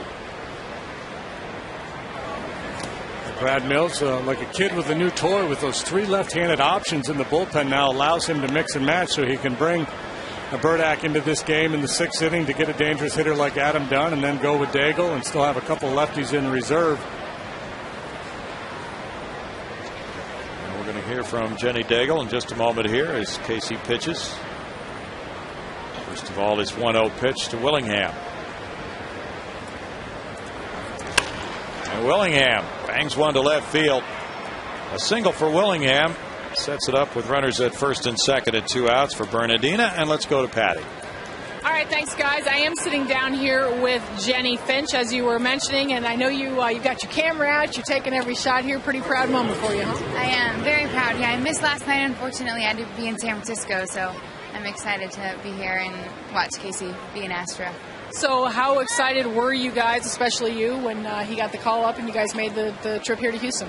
So extremely excited. He's worked so hard and he's persevered so much, and just enjoying the moment.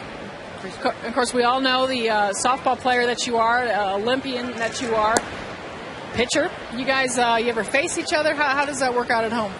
No, luckily we're both smart enough not to go there, so we don't face each other. No, not at all. We'll talk a little bit right after the outing, but for the most part, it's husband and wife, and baseball and softball are left at the field. Are they different enough that you can or can't, or do you give him any tips, or vice versa? We both, we'll talk about it, and what were you feeling, kind of thing. But for the most part, we do our own things and we enjoy it. It's our job, and we love what we do. Well, we all are pretty impressed with the little guy here, Ace. We love the name. Can you tell us a little bit about the genesis of where that came from? Well, that's all. Other than the obvious?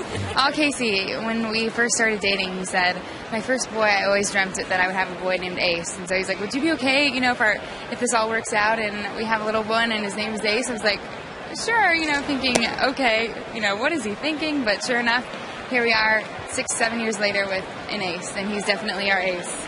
Yes, he got it in him. Have you seen him throw yet? He does. He loves. He's just starting. It's been so much fun the last year. He's just really kind of enjoyed throwing and hitting, and he soaks it all up, and it's full uni every day. So this is if we're here, you'll see him all decked out, cleats and all. So is he throwing overhand or underhand? Definitely overhand, yes. All right, well, it's nice meeting you. Thanks so much, and I'll let you get back to your picture taking. Thank you so much. All right, guys. Thank you, Patty. I love the fact that he's wearing his cleats. Oh, yeah. That's beautiful. Now, Dad's got a 3-1 pitch coming here to Roger Bernardina, who's 0 for 2.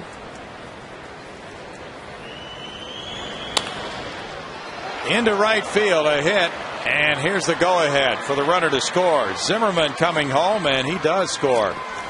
3-2 on the RBI single by Bernardina.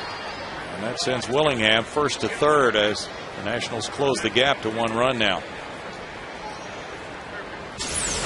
And the one I walked as Zimmerman comes around to score. Good swing of the bat here by Bernardina, who's looked ugly at times in the batter's box in this series, but nice swing there at the breaking pitch. Brian Moeller's win in jeopardy. It's the tying run now, 90 feet away. And it's Kennedy batting. Adam 0 for 2 with a strikeout looking and a fly ball to center.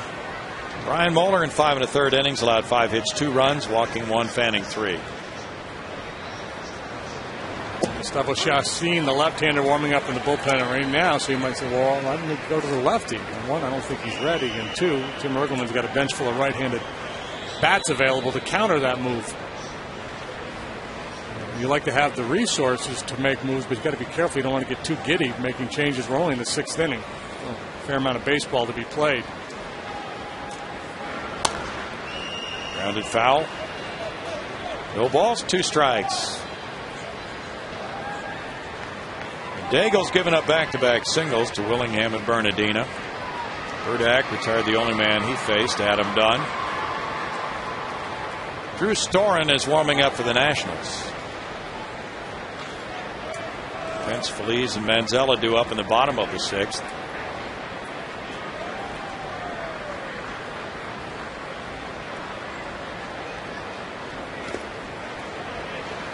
Cash blocks it, and it's 1-2. Cash was telling me that Daigle's split-fingered fastball was Really an outstanding pitch for him at AAA at Round Rock this season.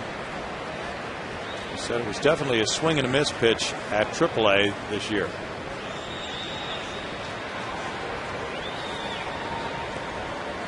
Daigle had 5 saves last year at Round Rock. He pitched 49 times. Struck out 53 in 55 innings.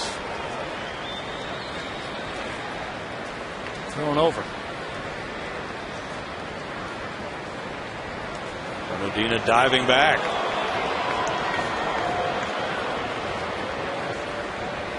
Daigle posted very good numbers this spring with the Astros with a 0.57 ERA, giving up 1 earned run in 15 2/3 innings. He had 7 saves at Round Rock. His ERA there was 2.96.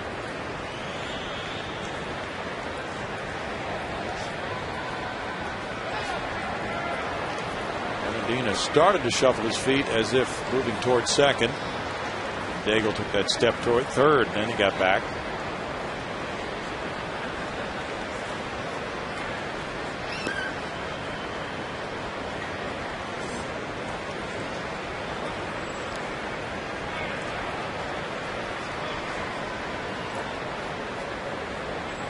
Runner's going.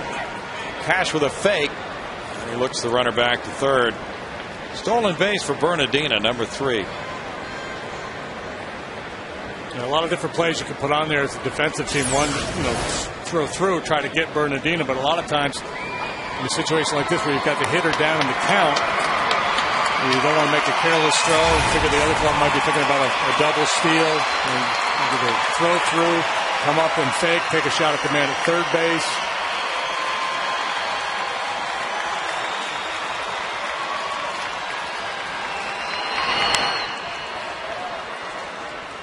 Still 1-2 to Kennedy.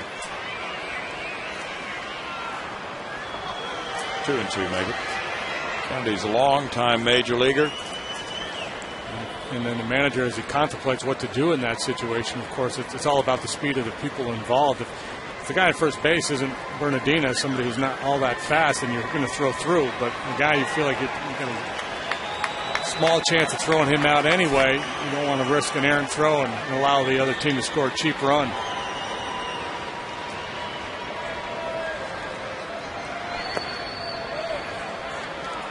Now a full count to Kennedy.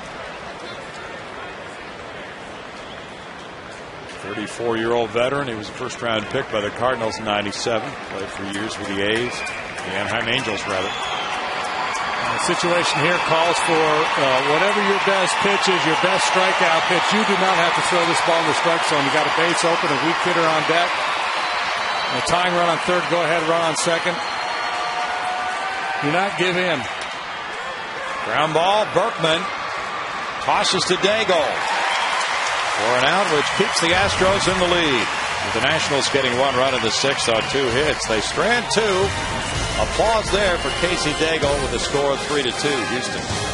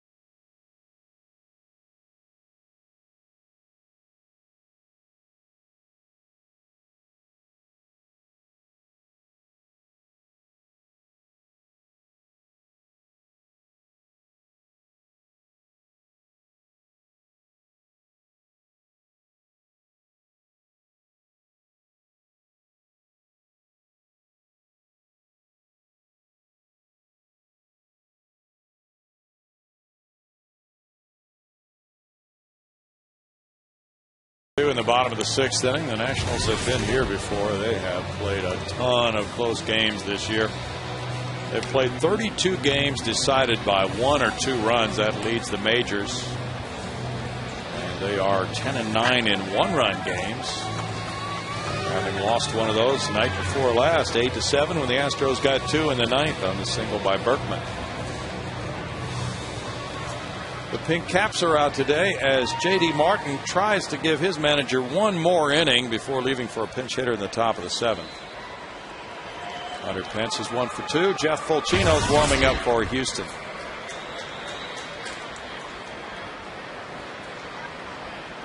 Smile.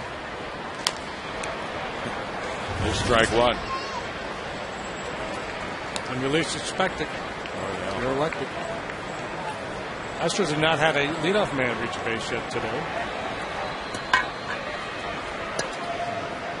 Leadoff double here in the alley would be good. Those are always welcome. 1 ball, 1 strike. Yankees lead Baltimore 6-3. Bottom of the 8th inning at Yankee Stadium. Brett Gardner's added his 3rd home run to A-Rod's 8th. Luke Scott hit his 10th for the O's. 2-1. Baltimore club, it's a team full of ex-Astros. They're not having much success. 15-38 in the Birds. Ooh. 1 hopper, Zimmerman. 1 out. Adam Dunn told Greg Lucas on Astros Live that he really likes digging those low throws out of the dirt, but the conventional way of dealing with the other infielders would be throw it high. This guy's 6'6". He's got a tremendous reach on him. So throw it up there for him. That's what Zimmerman did that time. Pedro Feliz is 0 for 2. And strike 1.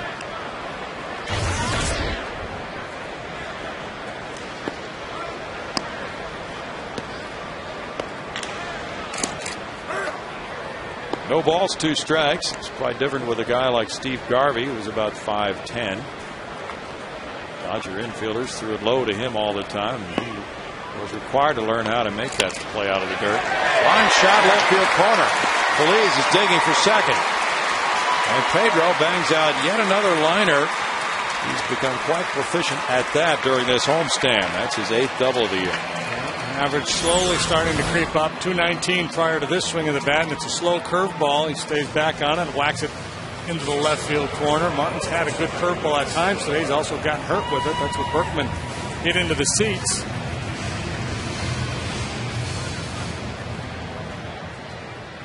Well, we didn't get our leadoff double, so we got a 1-out double. Yeah. Better than nothing. Well, Riggleman is out to the mound, and he would have had a chance to hit for Martin had Martin been able to make it through this 6th inning. That is not the case. Drew Storen has been warming up. Riggleman's club trailing by 1 for the man in scoring position. And there's Storen. We get a left-hander going as well. Big man. Ooh, interesting. This also buys a little bit of time for those relievers to get loose.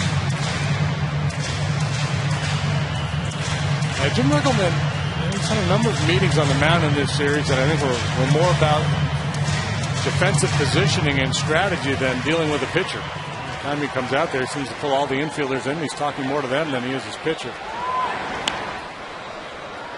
Strike to Manzella. He's grounded out both times to the left side. Cash is on deck. Doug Slayton, as that lefty is warming up. Tommy Manzella dropped down a bunt for a base hit last night, but Zimmerman's not convinced. He stays back, and most guys, once they get a strike on them, don't try to bunt for a hit. But if Tommy were so inclined, usually you want your guy swinging away here in an RBI situation. 2-1. More importantly, you want your hitter up there thinking that he wants to drive that run in as opposed to trying to drop down a bunt for a hit with a man on second base.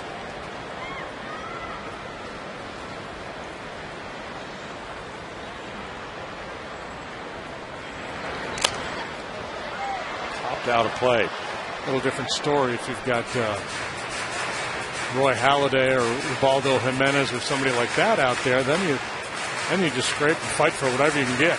Yeah. Just like that guy just did with that foul ball. He looked like he could have been an extra on The Sopranos. He really did. That's back out of play for Adam Dunn. Come on, Tone.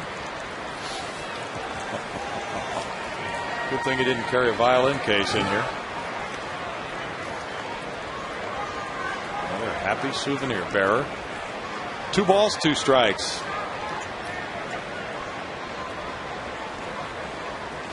Detroit got 5 in the 7th and leads Cleveland 12-6 after 7. Miguel Cabrera hit his 16th. Maglio Ordonez his 8th. Strike 3 to Manzella. 4th strikeout for Martin. Paul Konerko hit a couple last night for the White Sox. He too has 16. That's the number in the American League right now. Bautista, Konerko, and now Cabrera. Here's a good hook. Martin not giving up on that curveball. Feliz hit it hard, but he comes right back to it there to finish off Manzella. Cash has homered and walked. He fouls that hittable pitch for strike 1. Jason Michaels is on deck. Pitcher spot due up next for the Astros. 100 pitches for J.D. Martin. Konerko's been rumored in trades. Angels, by reports, are shopping for a first baseman after the Kendry Morales injury. 1 ball, 1 strike. White Sox suffering through a tough season so far, and they are thought to be amenable to making some deals. They're 22-30. They're 8.5 games behind Minnesota in the AL Central. 1-2. It's looking like a 2-horse race right now.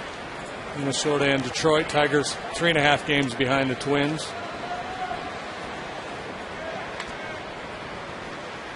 Feliz reached with a 1-out double. Martin threw 88 pitches in his last start, 60 for strikes. Grounded to third, backhanded. Zimmerman with a long throw, throws it high and off target. And that's an infield hit for Cash. That ball floated out of his hand. Didn't seem to have a good grip on it. Cash is on for the 3rd straight time. And I'm wondering if he's got a little bit of a tender arm. The previous throw he made to Dunn looked like he kind of goosed the ball over. It's a different situation here. Just the way he let that thing go. It looks like his shoulder's bothering him a little bit, so he decided he had to get a little more air under it. Because normally he's going to straighten up and just try to throw a missile across the diamond. Yeah, he does have a fine arm. Something barking a little bit there, I think. Now Riggleman's coming out. It looks like a double switch here. He has gone to the home plate umpire, Paul Emmel, first. And he's bringing a player off the bench. Willie Harris is going out to right field. And Roger Bernardina is leaving the game with a score 3-2. Houston back in a moment.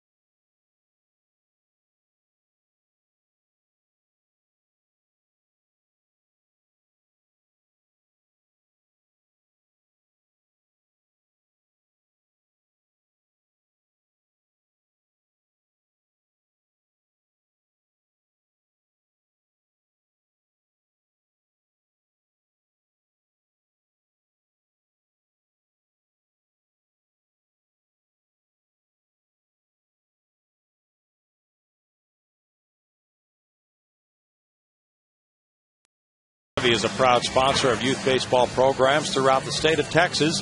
If you would like to learn more about Chevy's commitment to youth league baseball programs, visit www.chevytexasbaseball.com. It's a double switch for Jim Riggleman, bringing in Willie Harris in right field. He's batting ninth, so he'll be due up second in the seventh inning.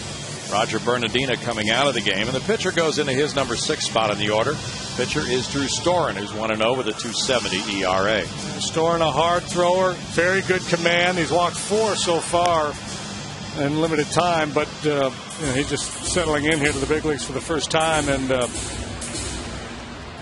once he's been around a while, he's going to post some glittering numbers. Right now, kind of in a mid-relief setup role, but ultimately will probably be the closer here for the Nationals. Just drafted last year out of Stanford University, and in the shadow of Steven Strasburg, but this kid with a bright future as well.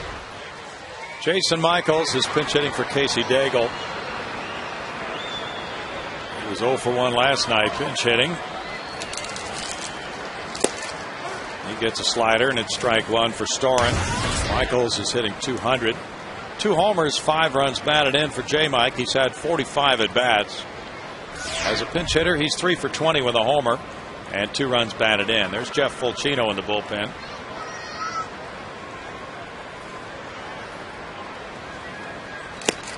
That was one of the big keys last night. The Astros able to play add-on in the 6th, and then the 7th inning. Big opportunity here for Michaels. The Astros cling to this 1-run lead.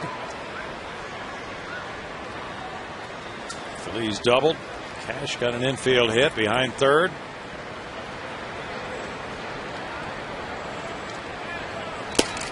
Fastball is away, and it's 2-1. Casey Daigle went 1/3 of an inning, giving up 2 hits, no runs, with no walks, no strikeouts. Daigle had worked his last 2 games at Round Rock, then was promoted to the big leagues, and has worked 2 games in a row here. So at least 4 appearances in Daigle's last 5 days.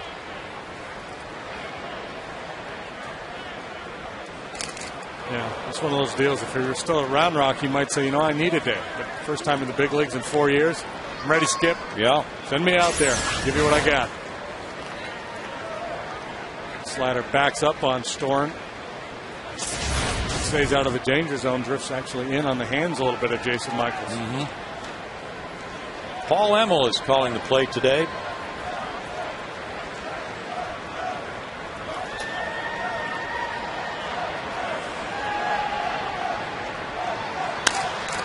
To right field, hit pretty well. Harris has room.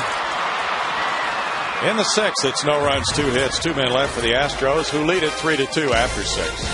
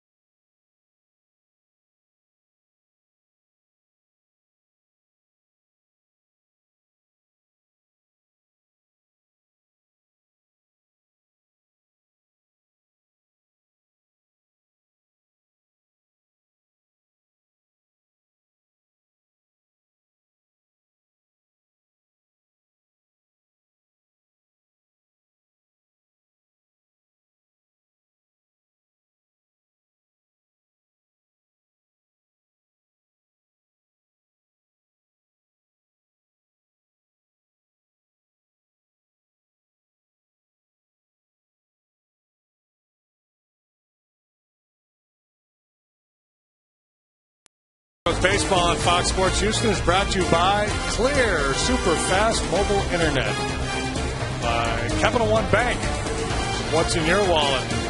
By Chevy, proud to support youth baseball programs in our community. And by Steel, yard care solutions start at Steel. SteelDealers.com.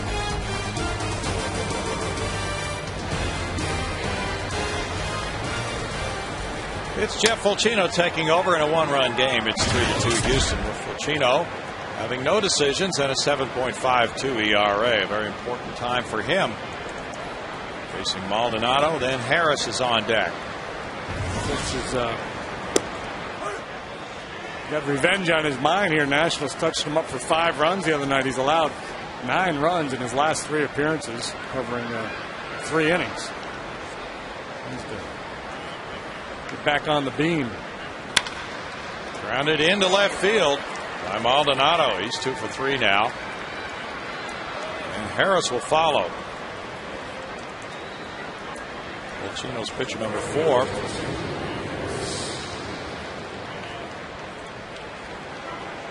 Quiet in the Astros bullpen right now. Shashin was up throwing earlier into a situation. You got Harris from the left side, Guzman the switch hitter, and then Morgan. Jim Riggleman doing a nice job balancing his lineup, though. He gives you a couple lefties and a dangerous righty, and how many pitching changes can you make? Harris hits a fly ball. Michael Bourne waiting. That's 1 out. J.D. Martin threw 103 pitches, 69 of them strikes. At 5 2/3 innings, he allowed the Astros 8 hits, 3 runs. He had 1 walk, 4 strikeouts. Storen came in and got an important out on Michaels. Now Fulcino works to Guzman. He's 0 for 3. Roger Morgan on deck.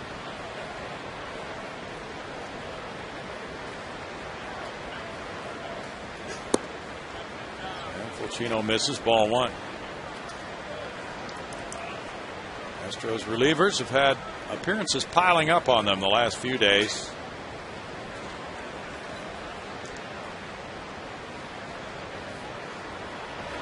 Four relievers pitched last night.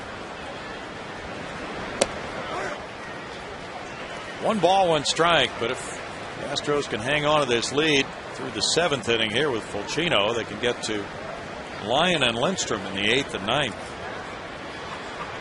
And they have not had a lot of recent appearances.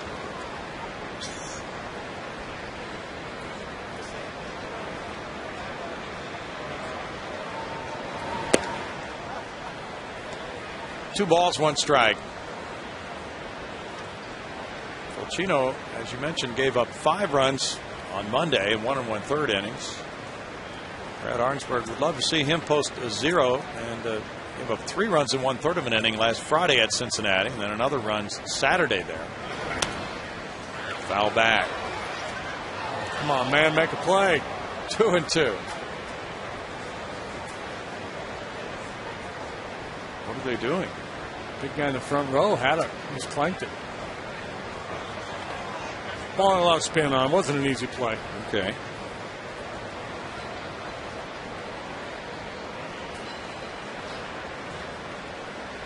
Guzman a good hitter, but he does not hit for a lot of power. Cappinger with a toss. Manzella turns it. Double play. 4-6-3. Only 8 pitches needed for Fulcino to get the 3 outs in the 7th inning, with the Astros maintaining their 3-2 lead.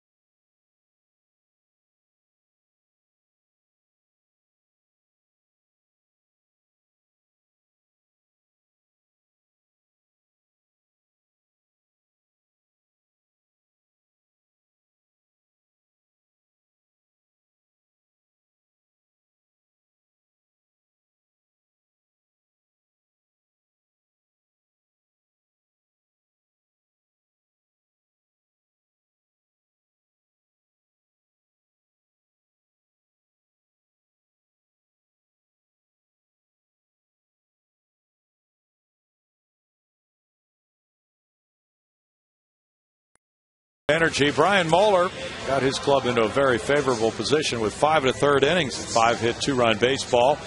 The Astros have had solo home runs from Kevin Cash and Lance Berkman. They built a 3-0 lead through 3, and then the Nationals got a run in the 4th inning. Ryan Zimmerman has played into their scoring. He scored that 4th inning run after a single, and another 6th inning tally after he walked. And it's 3-2 as we go to the bottom of the 7th inning now. See some young couples out today with the youngsters. Bourne is 0 for 3. Michael leads it off here against Drew Storen. Storen retired Jason Michaels to end the 6th inning after J.D. Martin went the first 5 2/3. In the dirt, ball 1. Zimmerman in close at third base. Storen was the 10th player drafted last June, and he signed with the Nationals the day after the draft. He was a rare draft-eligible sophomore at Stanford. He was 12-4 there with 15 saves. Because of his age, right? He was 21. Yeah. Made him eligible. 2-0. He's from Brownsburg, Indiana. Pitched at Hagerstown, Potomac, and Harrisburg last year.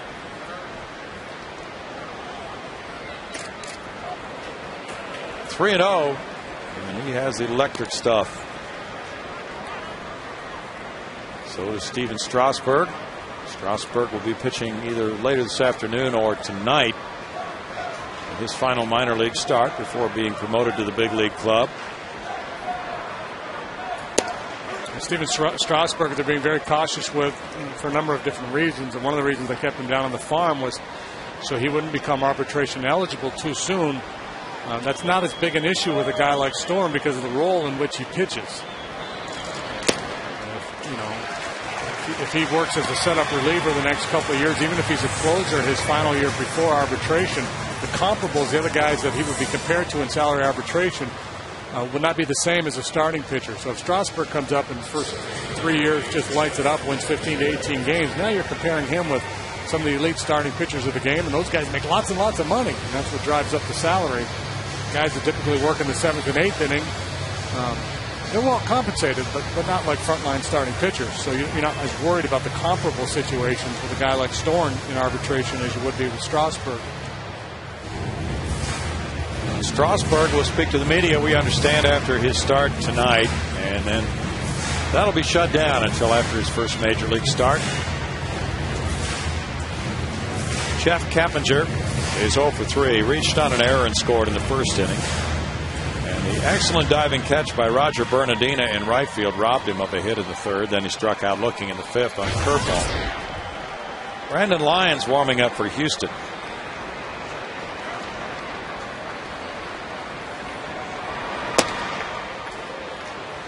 Ball 1. Angels are shutting out Kansas City 4-0 in the bottom of the 6th inning at Kansas City. Torrey Hunter hit his 9th home run, and Jared Weaver has the shutout going. It's Oakland 9, Boston 6. They're in the top of the 8th at Boston. 1 ball, 1 strike. Jack Cust and Kurt Suzuki, who's hit 2, have homered, along with Kevin Kuzminoff for the A's. Jeremy Hermida hit number 5 for the Sox. The Yankee game is 6-3 now, going to the 9th inning with the Yankees up.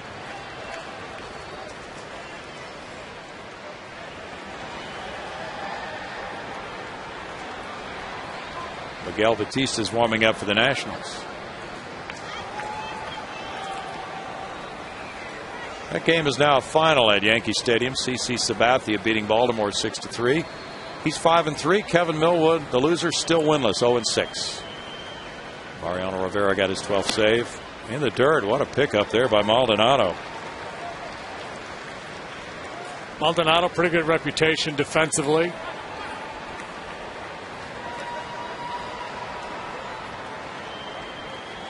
Doesn't mean Michael Bourne wouldn't try to run on him. We'll see what kind of times they get on Storen. Meacham keeping the clock down there, coaching first base. Line to center field, a hit. Bourne to second base on the single by Keppinger. That takes his hitting streak to 5 games. 5 games and 12 of the last 13. Just tough man to keep down. Such a solid approach in the batter's box. Real quiet, real simple. Doesn't take a big swing.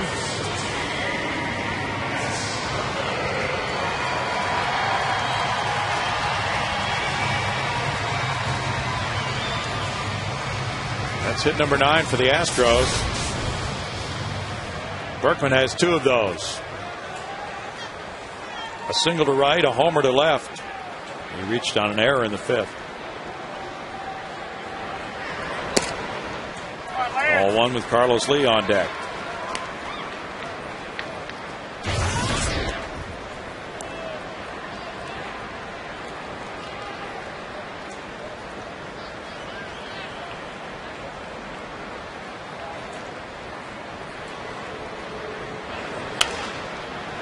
Berkman fouls it. It's a 1-1 count. Storen was 30-1 in high school with a 1.55 ERA in Indiana. Well, whoever beat him should have drafted that guy too. That's a good point. And the kids with arms like this are a scout's best friend, because if a hitter can turn this guy around, you're willing to sign him. Foul off the mask of Maldonado. 1-2. You hear that story a lot from scouts. They go to scout a pitcher who's got a plus fastball, rushing it up there at 95, and some kid took a couple BBs off him. All of a sudden, that kid's on the radar screen.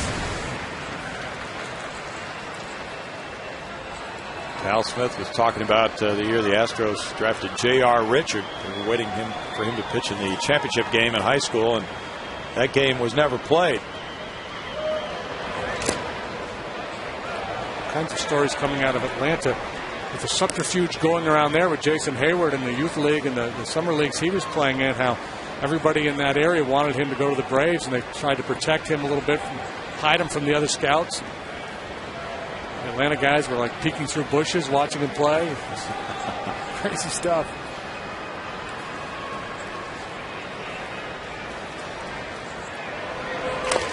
Berkman bounces it foul. Yeah, Tal said they were hoping to see J.R. Richard in that championship game in Louisiana, and the championship ended, and he did not pitch in the last game because it didn't go to the ultimate number of games, so they had to work him out in the rain. But he said workouts are not really a good evaluator. The Astros are going to work out some youngsters here after this game today, I believe. Fly ball to right. Harris in position. Bourne is tagging. Bourne is going to third, and the throw goes into second. 1 out. Well, Berkman with the long out gets the speedy Bourne to third base for Carlos Lee. Obviously, Lance thought he had a pitch he should have done something with. Now, by the body language, clearly frustrated, just missed that one. But that's an important 90 feet. Bourne able to advance to third base with just 1 out. Lee had the RBI single to right in the first. He's 1 for 3.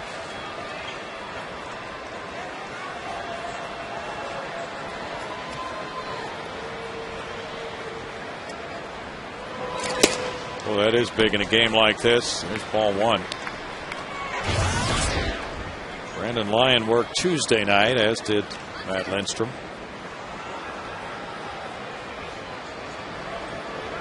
And they both worked Sunday as well. Lyon warming up now. Popped up, and the infielders move in. Guzman calling. 2 outs. Michael Bourne's really fast, but that sac fly to short's probably not going to get it done. Astros baseball is always more fun with the group. Bring your team, church group, family, any big group. 20 or more is all it takes to enjoy discount pricing on tickets. Join the millions upon millions who have experienced the fun and excitement of Astros baseball. For information, 1-800-ASTROS-2. Ask about fundraising opportunities as well. This is the season for it. A lot of summer camps, things of that nature. You know it. Great to come out in a group. Hunter Pence. Strike one to him. He singled in the first inning. He's 1 for 3.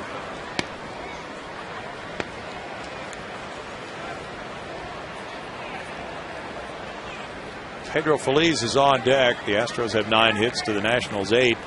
The Nationals will have Morgan, Zimmerman, and Dunn due up in the 8th. Good slide. Well, here's a situation like we had before when the Nationals were hitting and Bernardino was on first base. No balls, 2 strikes. Your hitter's down in the count. And if the Astros, Kepinger's not a base stealer, but you got Michael Bourne on third. So you think about sending Kepinger here, and in all likelihood, the Nationals don't throw through, so you might as well take that base. You put another man in scoring position. If they do throw through, Michael Bourne might be able to steal home for you.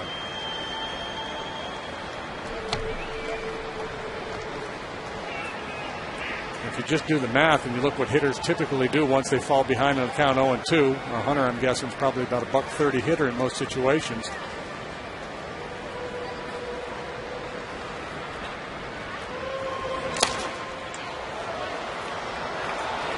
Still no balls, 2 strikes. We'll find out exactly what he is in those situations because of our little friend, the internet. Yeah.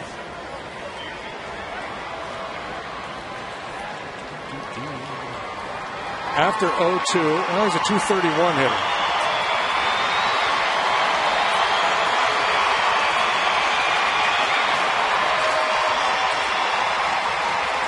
Better than the league average. Yeah. Foul back.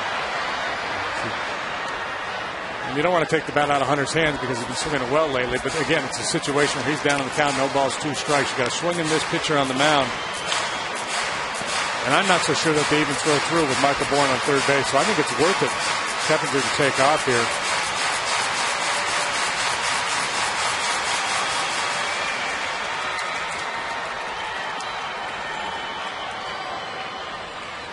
The Astros have stranded 6 base runners. The Nationals have left 5.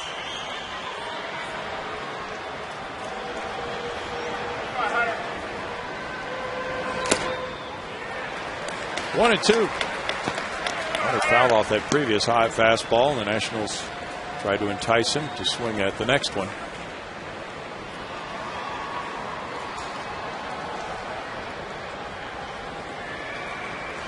That's the other thing the manager considers. If you start to run here, sometimes you got a hitter with 2 strikes. He might get a little jumpy. Might chase a bad ball with that runner going. Ground to shortstop. Guzman to second for the force play on Keppinger. No runs, 1 hit, 2 men left for the Astros. We move to the 8th inning, and it's 3-2 Houston.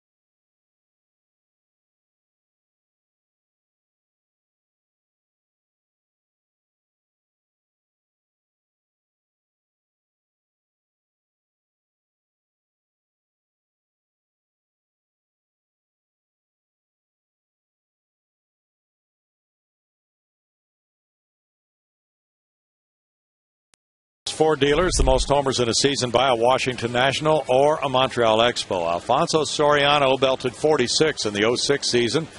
Then it's Vladimir Guerrero with the next 3, and Adam Dunn ranks 5th there with 38, tied with Guerrero with the 38 long balls. Adam hitting 38 last year.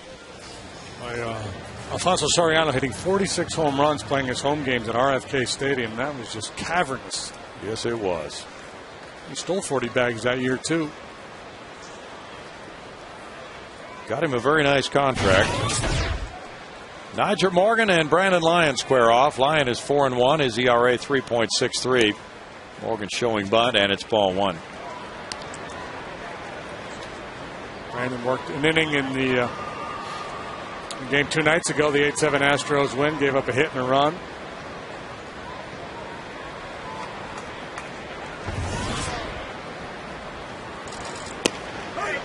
There's a strike to Morgan. Yeah, he's got a nice combination of pitches, especially against lefties. That little running fastball right there to the outside corner, and he's very good at cutting the ball in on their hands, too. There it is. Which is great pitching there. A little runner down and away, and then throws one in on your knuckles. He walked 2 and hit a batter when he gave up the 1 run Tuesday night in the 8-7 win. He hit Willie Harris with the bases loaded to force in that run. But it could have been much worse. He got out of trouble after that. 2 balls, 2 strikes. He struck out the final 2 hitters in that 8th inning. So the Astros were able to win it by 1. There's Zimmerman on deck and Dunn to follow. Curveball is lined into right center field. Morgan takes a huge turn. He's on with a leadoff single here in the 8th. Riggleman got exactly what he wanted. His speed guy leading off the inning. He's able to reach, and now he's got his power hitters coming up. Zimmerman, Dunn, and Willingham to follow Nyjer Morgan. Made a pretty good pitch. You saw prior to the pitch, Kevin Cashin. I want the breaking ball. I want it down, but on the plate. That's what he threw, but Morgan able to get to it. Morgan has 12 steals. He's been caught 9 times. Zimmerman has been on all 3 times. Double, a single, and a walk. That's strike 1. Morgan's reputation is a speedy guy, but not a very instinctive base runner. He makes a lot of mistakes on the bases, so I suspect they may have thrown up a stop sign for him here. Lyon did not face Zimmerman Tuesday night in the 8th inning. If Brandon were a ground ball pitcher, he'd be obviously concerned with the double play, but he gets more outs in the air than he does on the ground.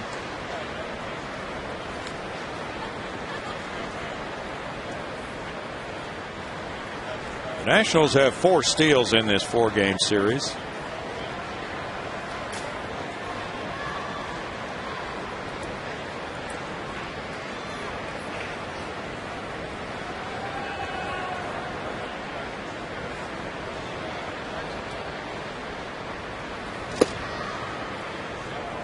One and 1 to Zimmerman.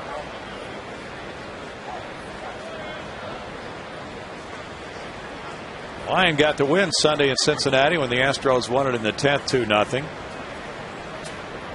He entered with the game scoreless in the 9th inning. He's had 7 holds this year, coming in with a save type situation and holding on to the lead.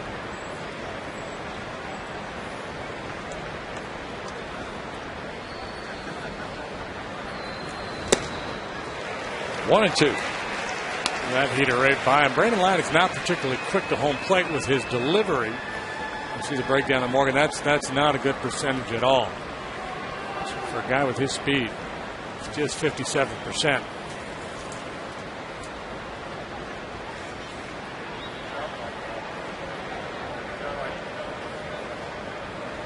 The elite base stealers are up over 80. Nationals as a team ranked 4th in steals in the National League. Brandon Lyon, although he's not particularly quick home, doing what he can to try to neutralize Morgan over there. He'll come set and hold the ball a long time. That time quickly throwing over as he was bringing his hands down into the set position. Just trying to give Morgan some different looks.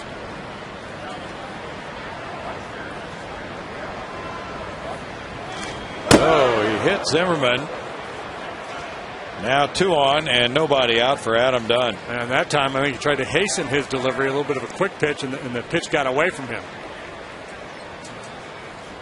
You see it a lot with Michael Bourne. His presence over there at first base, the threat of the stolen base takes the pitcher out of his game. Fastball sailing on Brandon, and now the Nationals are really in business. First and second, nobody out for Adam Dunn.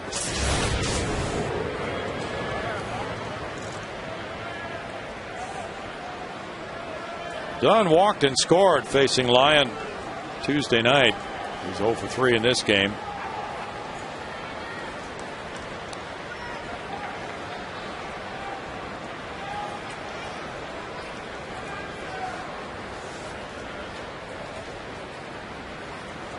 Interesting now with runners on first and second and nobody out. The Astros with a righty on the mound, Manzella back over on the second base side. Feliz off the line, but he can't go too far away because he's got to protect third base with Nigel Morgan out there on second. Strike to Dunn. If Feliz gets too far off the line, he's going to lose a foot race to third base, and Morgan tries to steal third. Now it's not a good percentage play to try to steal third with nobody out and a left-handed hitter in the box. But if you give it to him, he'll take it. So you have to defend it.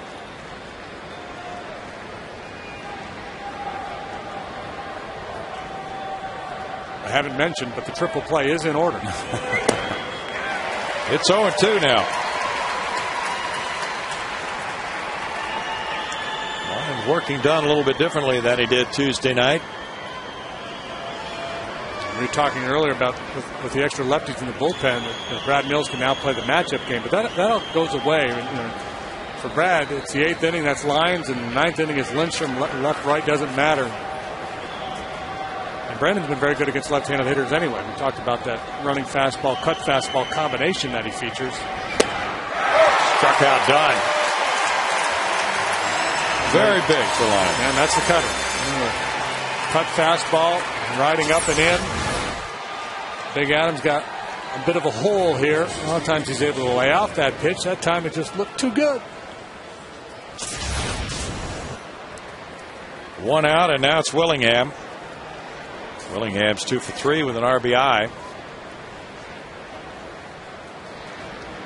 Willingham's on a similar pace and runs batted in and slugging to Carlos Lee for his first 600 major league games.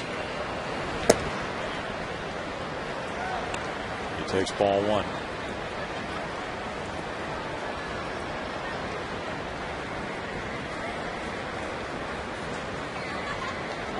He just passed the 600 game mark, and he's hit 1 more homer than Carlos for that number of games and hasn't driven in quite as many runs as Carlos. 1 ball, 1 strike. We're going to have to put him on our all underappreciated team. Yeah, absolutely. When he first came up, he kind of looked like a 4th outfield type. He turned out to be a pretty solid major league player.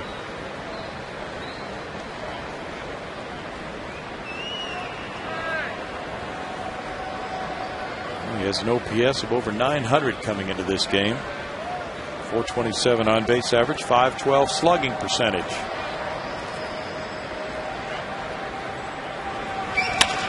Ground ball, Manzella flips, Keppinger fires, and the Astros turn their second double play in as many innings and 3rd of the ball game. What a time for a strikeout and double play combination for Lyon to maintain this 3-2 Houston lead.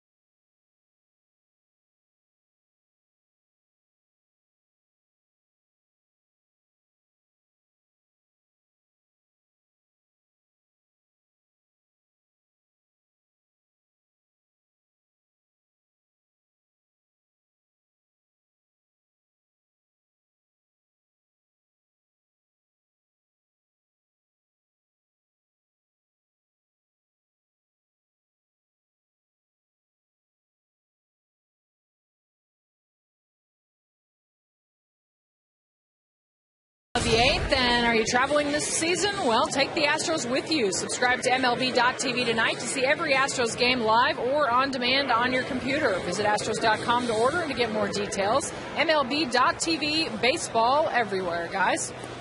Thanks, Patty. The wheels are spinning in this one. A tight ball game, 3-2. And it's Ian Desmond at shortstop in a double switch. He's batting in the number 6 spot, so he'll be leading off the 9th inning.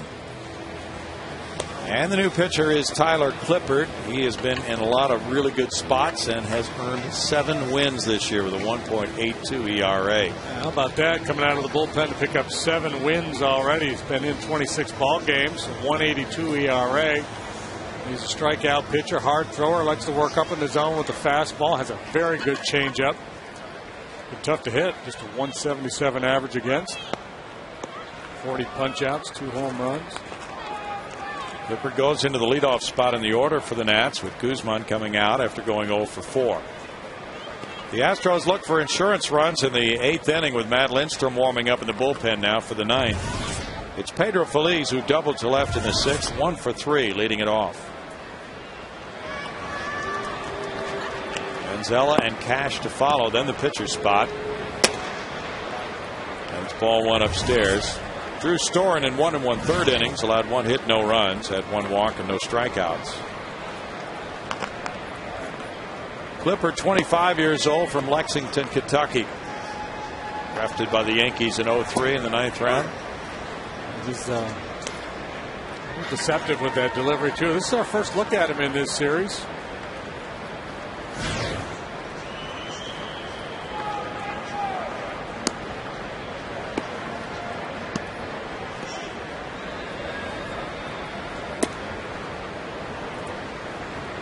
Kind of jumps at the hitter real slow initially, then he throws that front arm up in the air. You wouldn't teach this necessarily.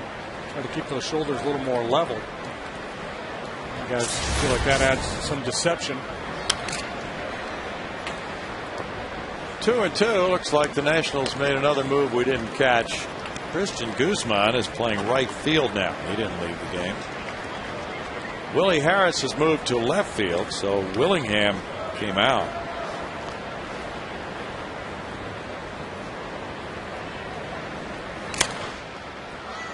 Popped up for Dunn in foul territory. 1 out.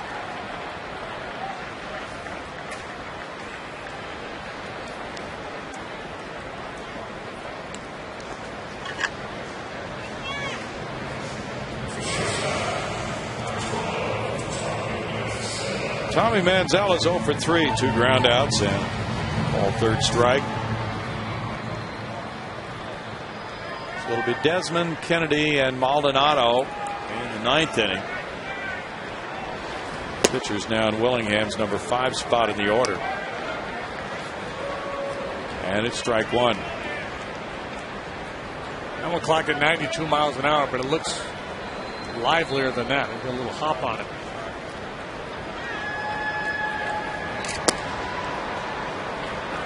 One ball, 1 strike. Clippard came up in 07 with the Yankees.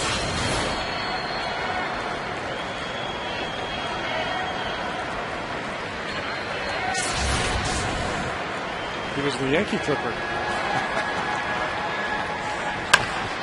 Grounded to shortstop. Desmond. 2 outs.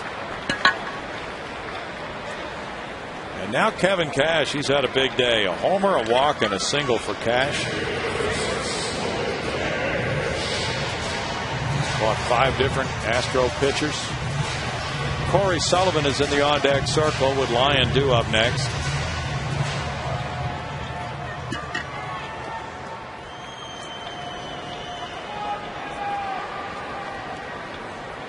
Be ready to hit this fastball right here. Nope. Slatted. Showing a real good breaking ball. I don't think you can sit fastball off of him. The changeup is one I've heard so much about. He hasn't featured it. Maybe saves it for lefties.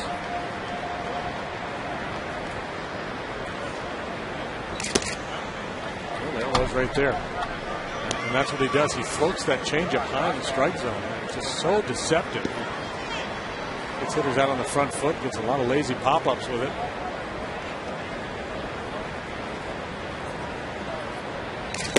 There it is. It's just incredible. Usually when you see a changeup that high, you go, "That was a mistake." It's not. This is the way this kid pitches.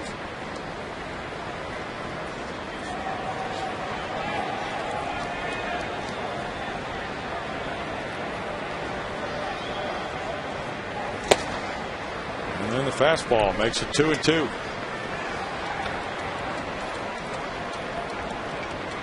Nationals traded for Clippard in December of 2007.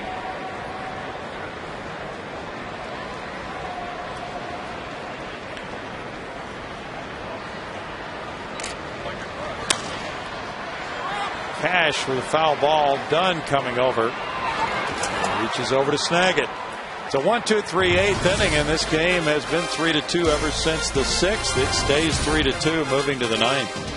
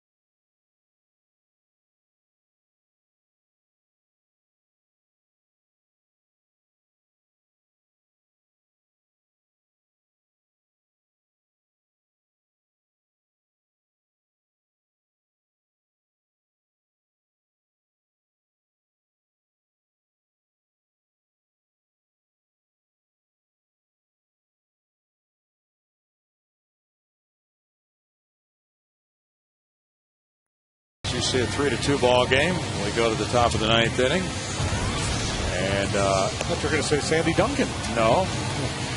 Not the kind of game that would put you to sleep, though, JD. Normally, unless you're a child, because this one's been close ever since the Nationals got one in the 4th and one in the 6th. Yeah, sometimes it's just nap time. There's nothing you can do about it. Yeah. Just overtakes you. They're alert, and they're watching Matt Lindstrom get ready for the 9th inning. Matt had been cruising along nicely, but a little bump in the road lately. Has blown 2 saves in his last 3 tries. Last time was game 2 of the series here with the Nationals. The Astros came back to win that game 8-7. Berkman's swing of the bat. Crisp 97-mile-an-hour heater, just missing the outside corner, but overall the number's solid for Matt Lindstrom. His first year in an Astros uniform. 11 of 13, 2.82 the ERA.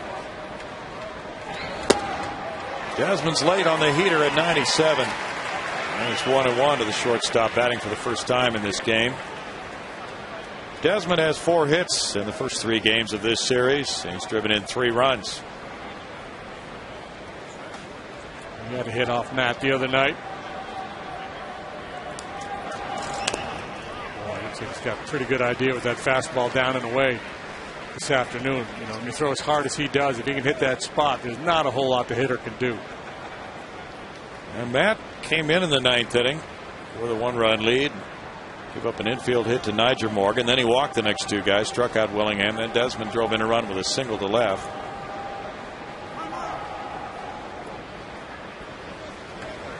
And he wound up allowing 3 hits, 2 runs in 1/3 of an inning with 2 walks. Manzela's on the grass. The right-handed hitters have been a lot better against Lindstrom this year than lefties. I think it's the slider. I think he's been a little inconsistent with that slider.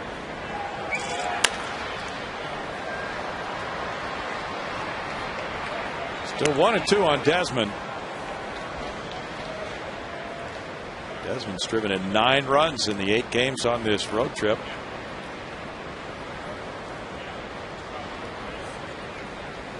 Josh Willingham has more on the Nationals road trip.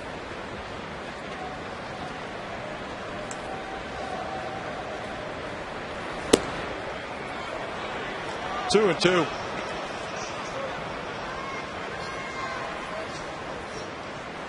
Paid attendance is 21,814. Well,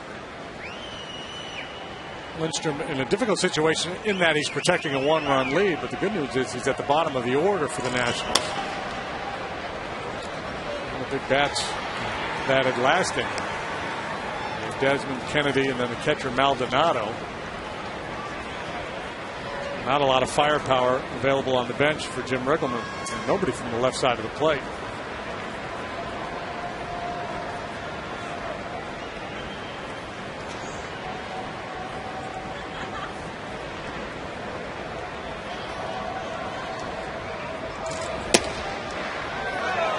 Now it's a full count on Desmond. Lindstrom had been reeling off the saves and not blown one. Had a streak of 13 and a third consecutive scoreless innings until his first blown save last Thursday in Milwaukee. He converted his first 10 this year. And he gets a strikeout. Desmond headed for first, but realized he had swung the bat. He's just trying to influence Paul Hamill there. He had a pretty good at-bat, and it's interesting because there were a couple of borderline pitches earlier that he was able to lay off him, but his anxiousness got the best of him there on 3-2.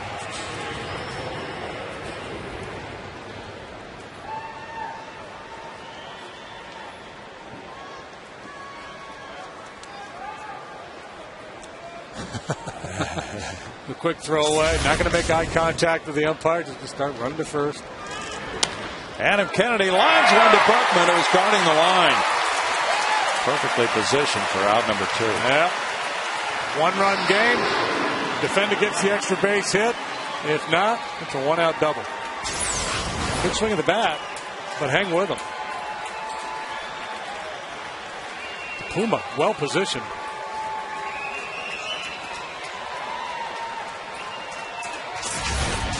Mike Morse will come up to pinch hit for the catcher Maldonado. I think we need to get a split screen of that play by Lance and Phil Mickelson when he won the Masters. I think it was the same jump. Okay. Maldonado had 2 hits. Morse is 5 for 19. A 263 average. Morse is 1 for 7 as a pinch hitter.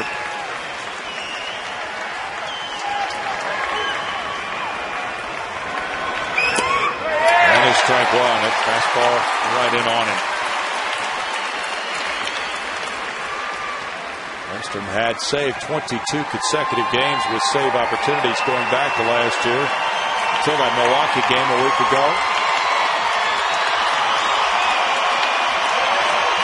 Got the save Sunday in Cincinnati. 0-2, and we got another blown save Tuesday, so he's blown 2 of the last 3. Cheese at the knees right there.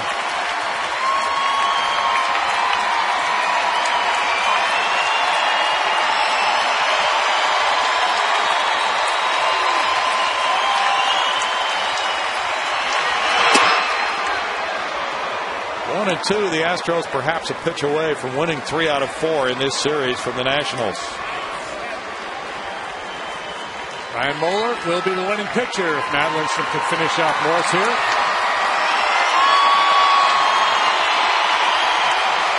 The last series win was a 3-game sweep at St. Louis in mid-May. Bouncer up the middle. Manzella can't stop it from going into center field, and Morse has a pinch single. That's what I was talking about earlier. Matt has been better against lefties and righties this year. The slider, when he tries to throw it away to right-handed hitters, sometimes he leaves it over the heart of the plate.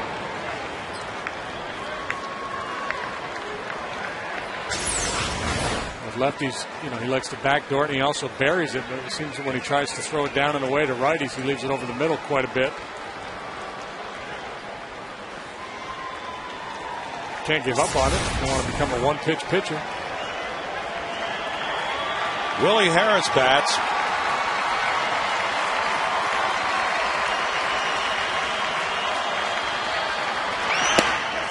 Takes strike 1. Harris had a pinch hit on Brad Lidge in the World Series in Game 4 with the White Sox. Nationals lead in hits now 10-9.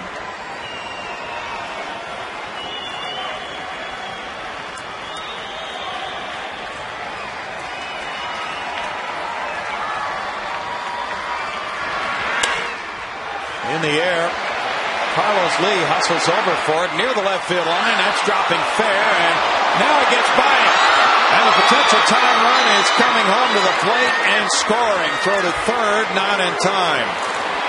Well, Mike Morse is able to score from first on a pop fly double by Willie Harris, just inside the left field line. That ties it 3-3. That had ugly written all over it as soon as it left the bat. A little flare down the left field line. And with 2 outs in the top half of the ninth, Carlos coming hard, trying to make a play on it. And as he gets close to it, realizes he can't. And then he's not in position to handle it again. But a funky hop, a lot of side spin kicks away from him. And a little bounce right there proves to be the difference as the tying run comes all the way around to score. Morris originally was breaking it down. Listach had to restart it.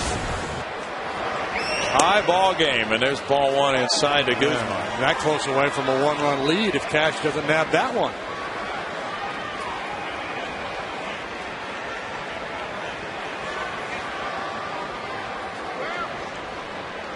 It's an RBI triple for Harris.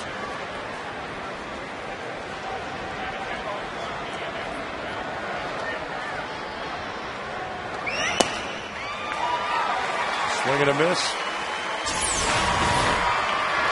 See it all right here. He just fights off this pitch. Shoots a little pop up. Carlos got a nice jump on it. It's a very difficult play to make down there in that corner.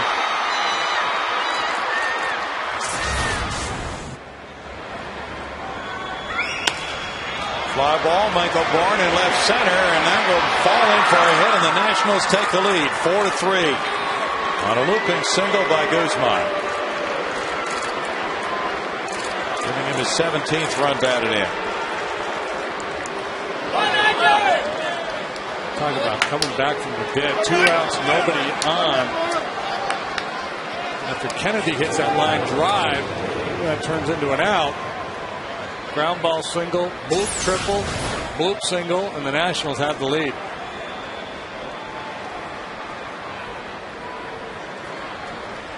They were down to their final strike with a 1-2 count. Matt Capps is warming up on Morse. Morgan takes ball one. Now a turnaround for the Nationals, who have won 7 games in their final at bat. For the Astros, it's a pitcher's spot, and then Bourne and Keppinger in the bottom of the ninth.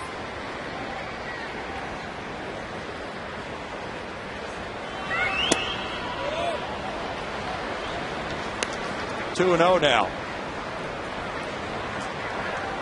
So another tough outing for Lindstrom. With 3 blown saves now in his last 4 games.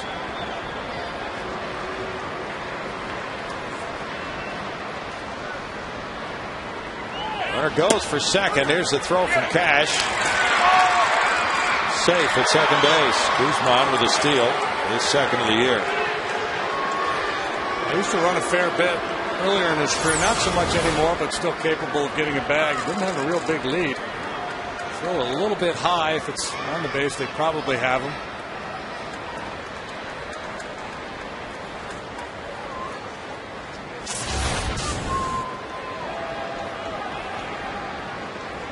Gustavo Chacin heads for the mound. Earlier, Wesley Wright was warming up.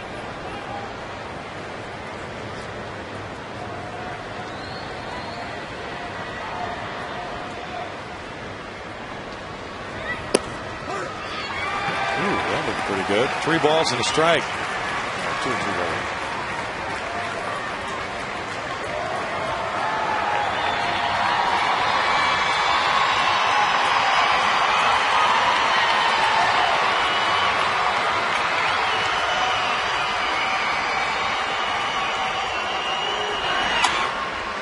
Morgan hits it, and Berkman is there. But the Nationals come up with 2 in the ninth on 3 hits. It all started with a 1-2 count, 2 outs, and nobody on, and it's now 4-3 Nationals.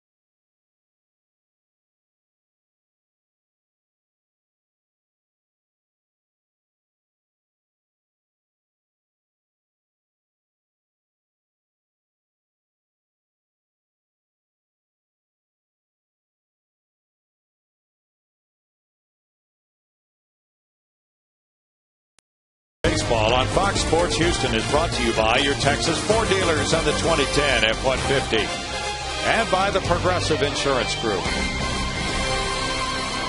Matt Capps, who leads the National League in saves with 17, comes in. Will Nieves also enters the game.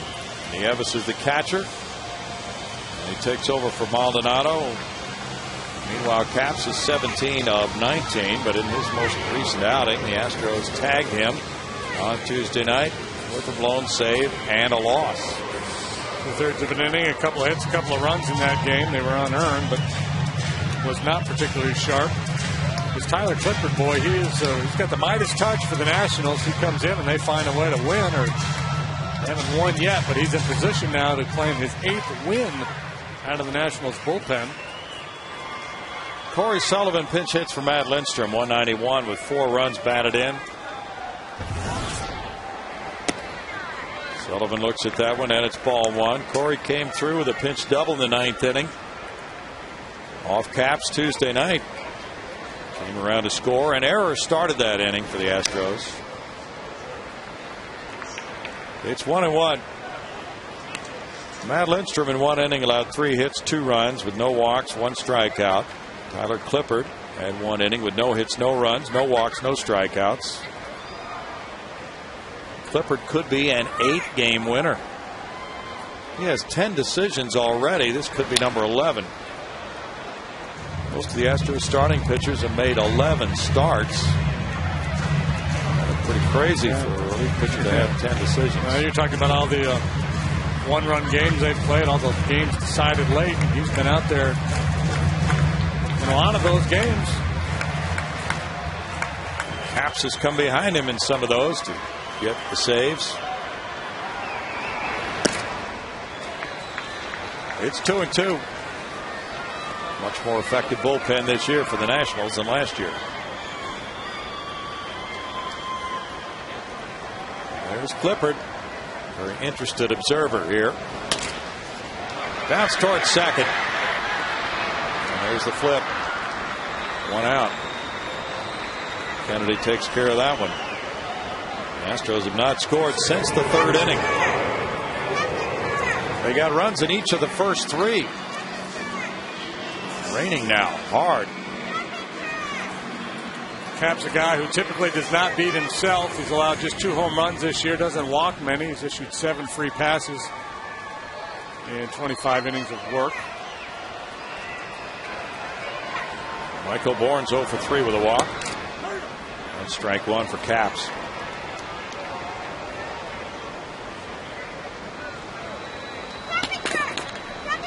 Capps had 27 saves for Pittsburgh last year in 32 opportunities. 0-2. Washington signed him as a free agent last December.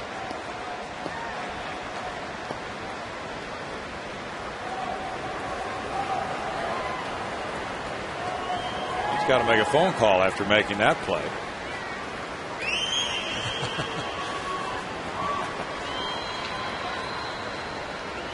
Capps is from Douglasville, Georgia. Been durable over the years, closing in on 300 appearances. Line over Kennedy into right center field. Bourne will take a turn and head for second base, and he'll make it. A 1-out double for Bourne on the 0-2 pitch. In that game, the other night, the one where Lindstrom came in and gave the lead up, Capps turned around and did the same. So Astros looking for a little late magic against Matt Capps. Tried to beat him with an inside fastball, and why not? Michael's so adept at shooting the ball away from him the other way. Not a bad try, but Bourne able to get the bat head out in front of that inside fastball, and he's thinking double immediately.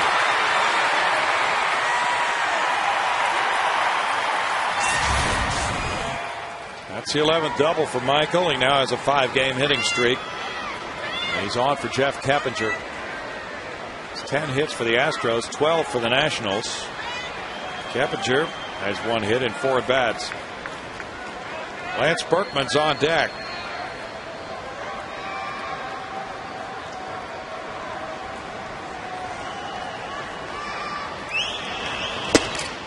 And 1 out.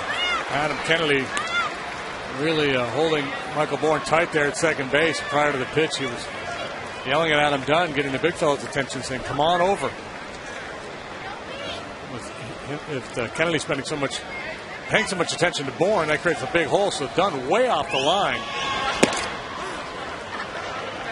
1-1.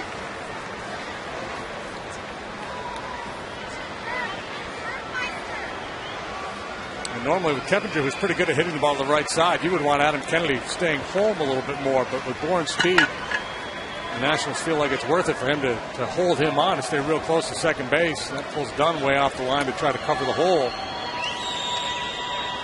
It's all about risk and reward. You know, what are you going to defend? What are you going to give up? 1-2.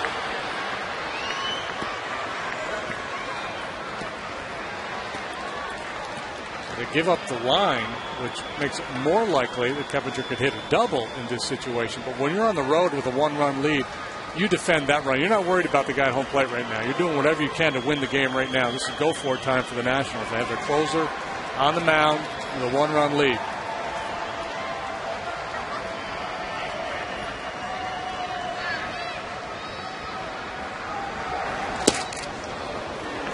Two and two.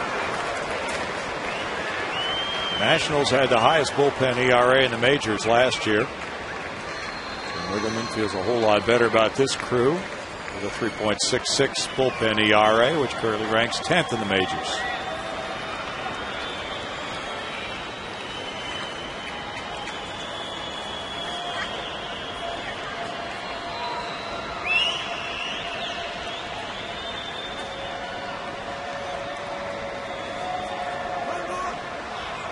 Call. He held the ball a long time. And that's, you know, you talk about the base runner upsetting the rhythm of the pitcher. It affects the hitter, too. That long delay, you get into a rhythm as a hitter, step in, set the hands, you anticipate the pitch coming, and the pitcher hold, checking the base runner. So you step out and just kind of restart the whole process.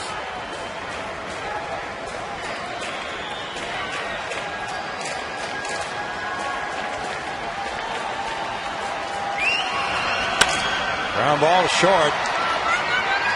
Desmond, 2 outs. And it's Lance Berkman now.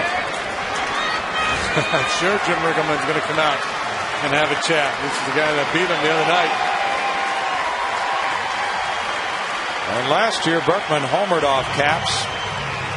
But Caps saved that ball game 2-1. If he puts him on, flying a little bit in the face of conventional wisdom in baseball by putting the go-ahead run on base. Lance is 5 out of 8, though, against Caps in his career. Carlos Lee, 3 for 11.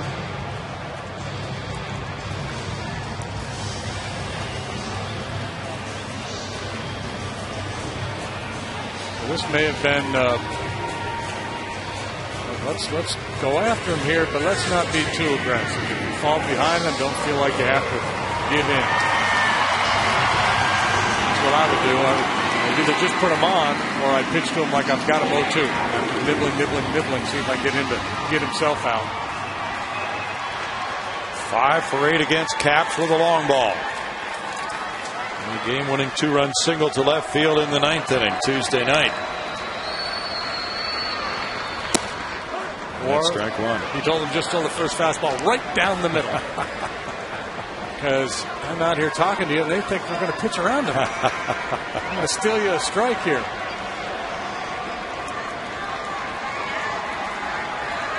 Berkman had the game winner in the 10th at Cincinnati Sunday, 2-0 win, and then another game winner in the 9th here Tuesday, 8-7 win.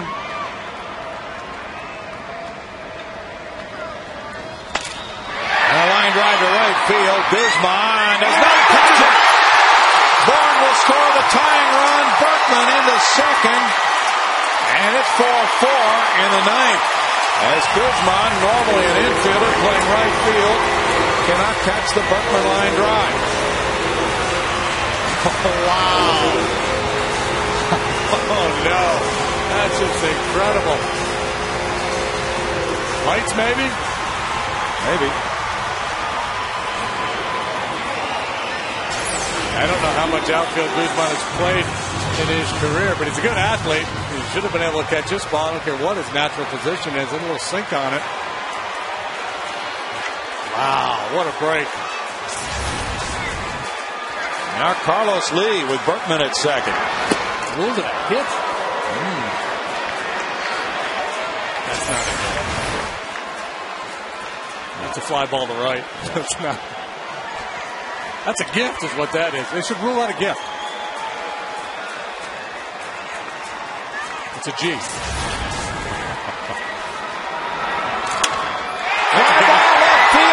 Carlos Lee has won this game in the bottom of the ninth inning. What an amazing finish. And it's similar to Tuesday night with both clubs scoring in the ninth inning.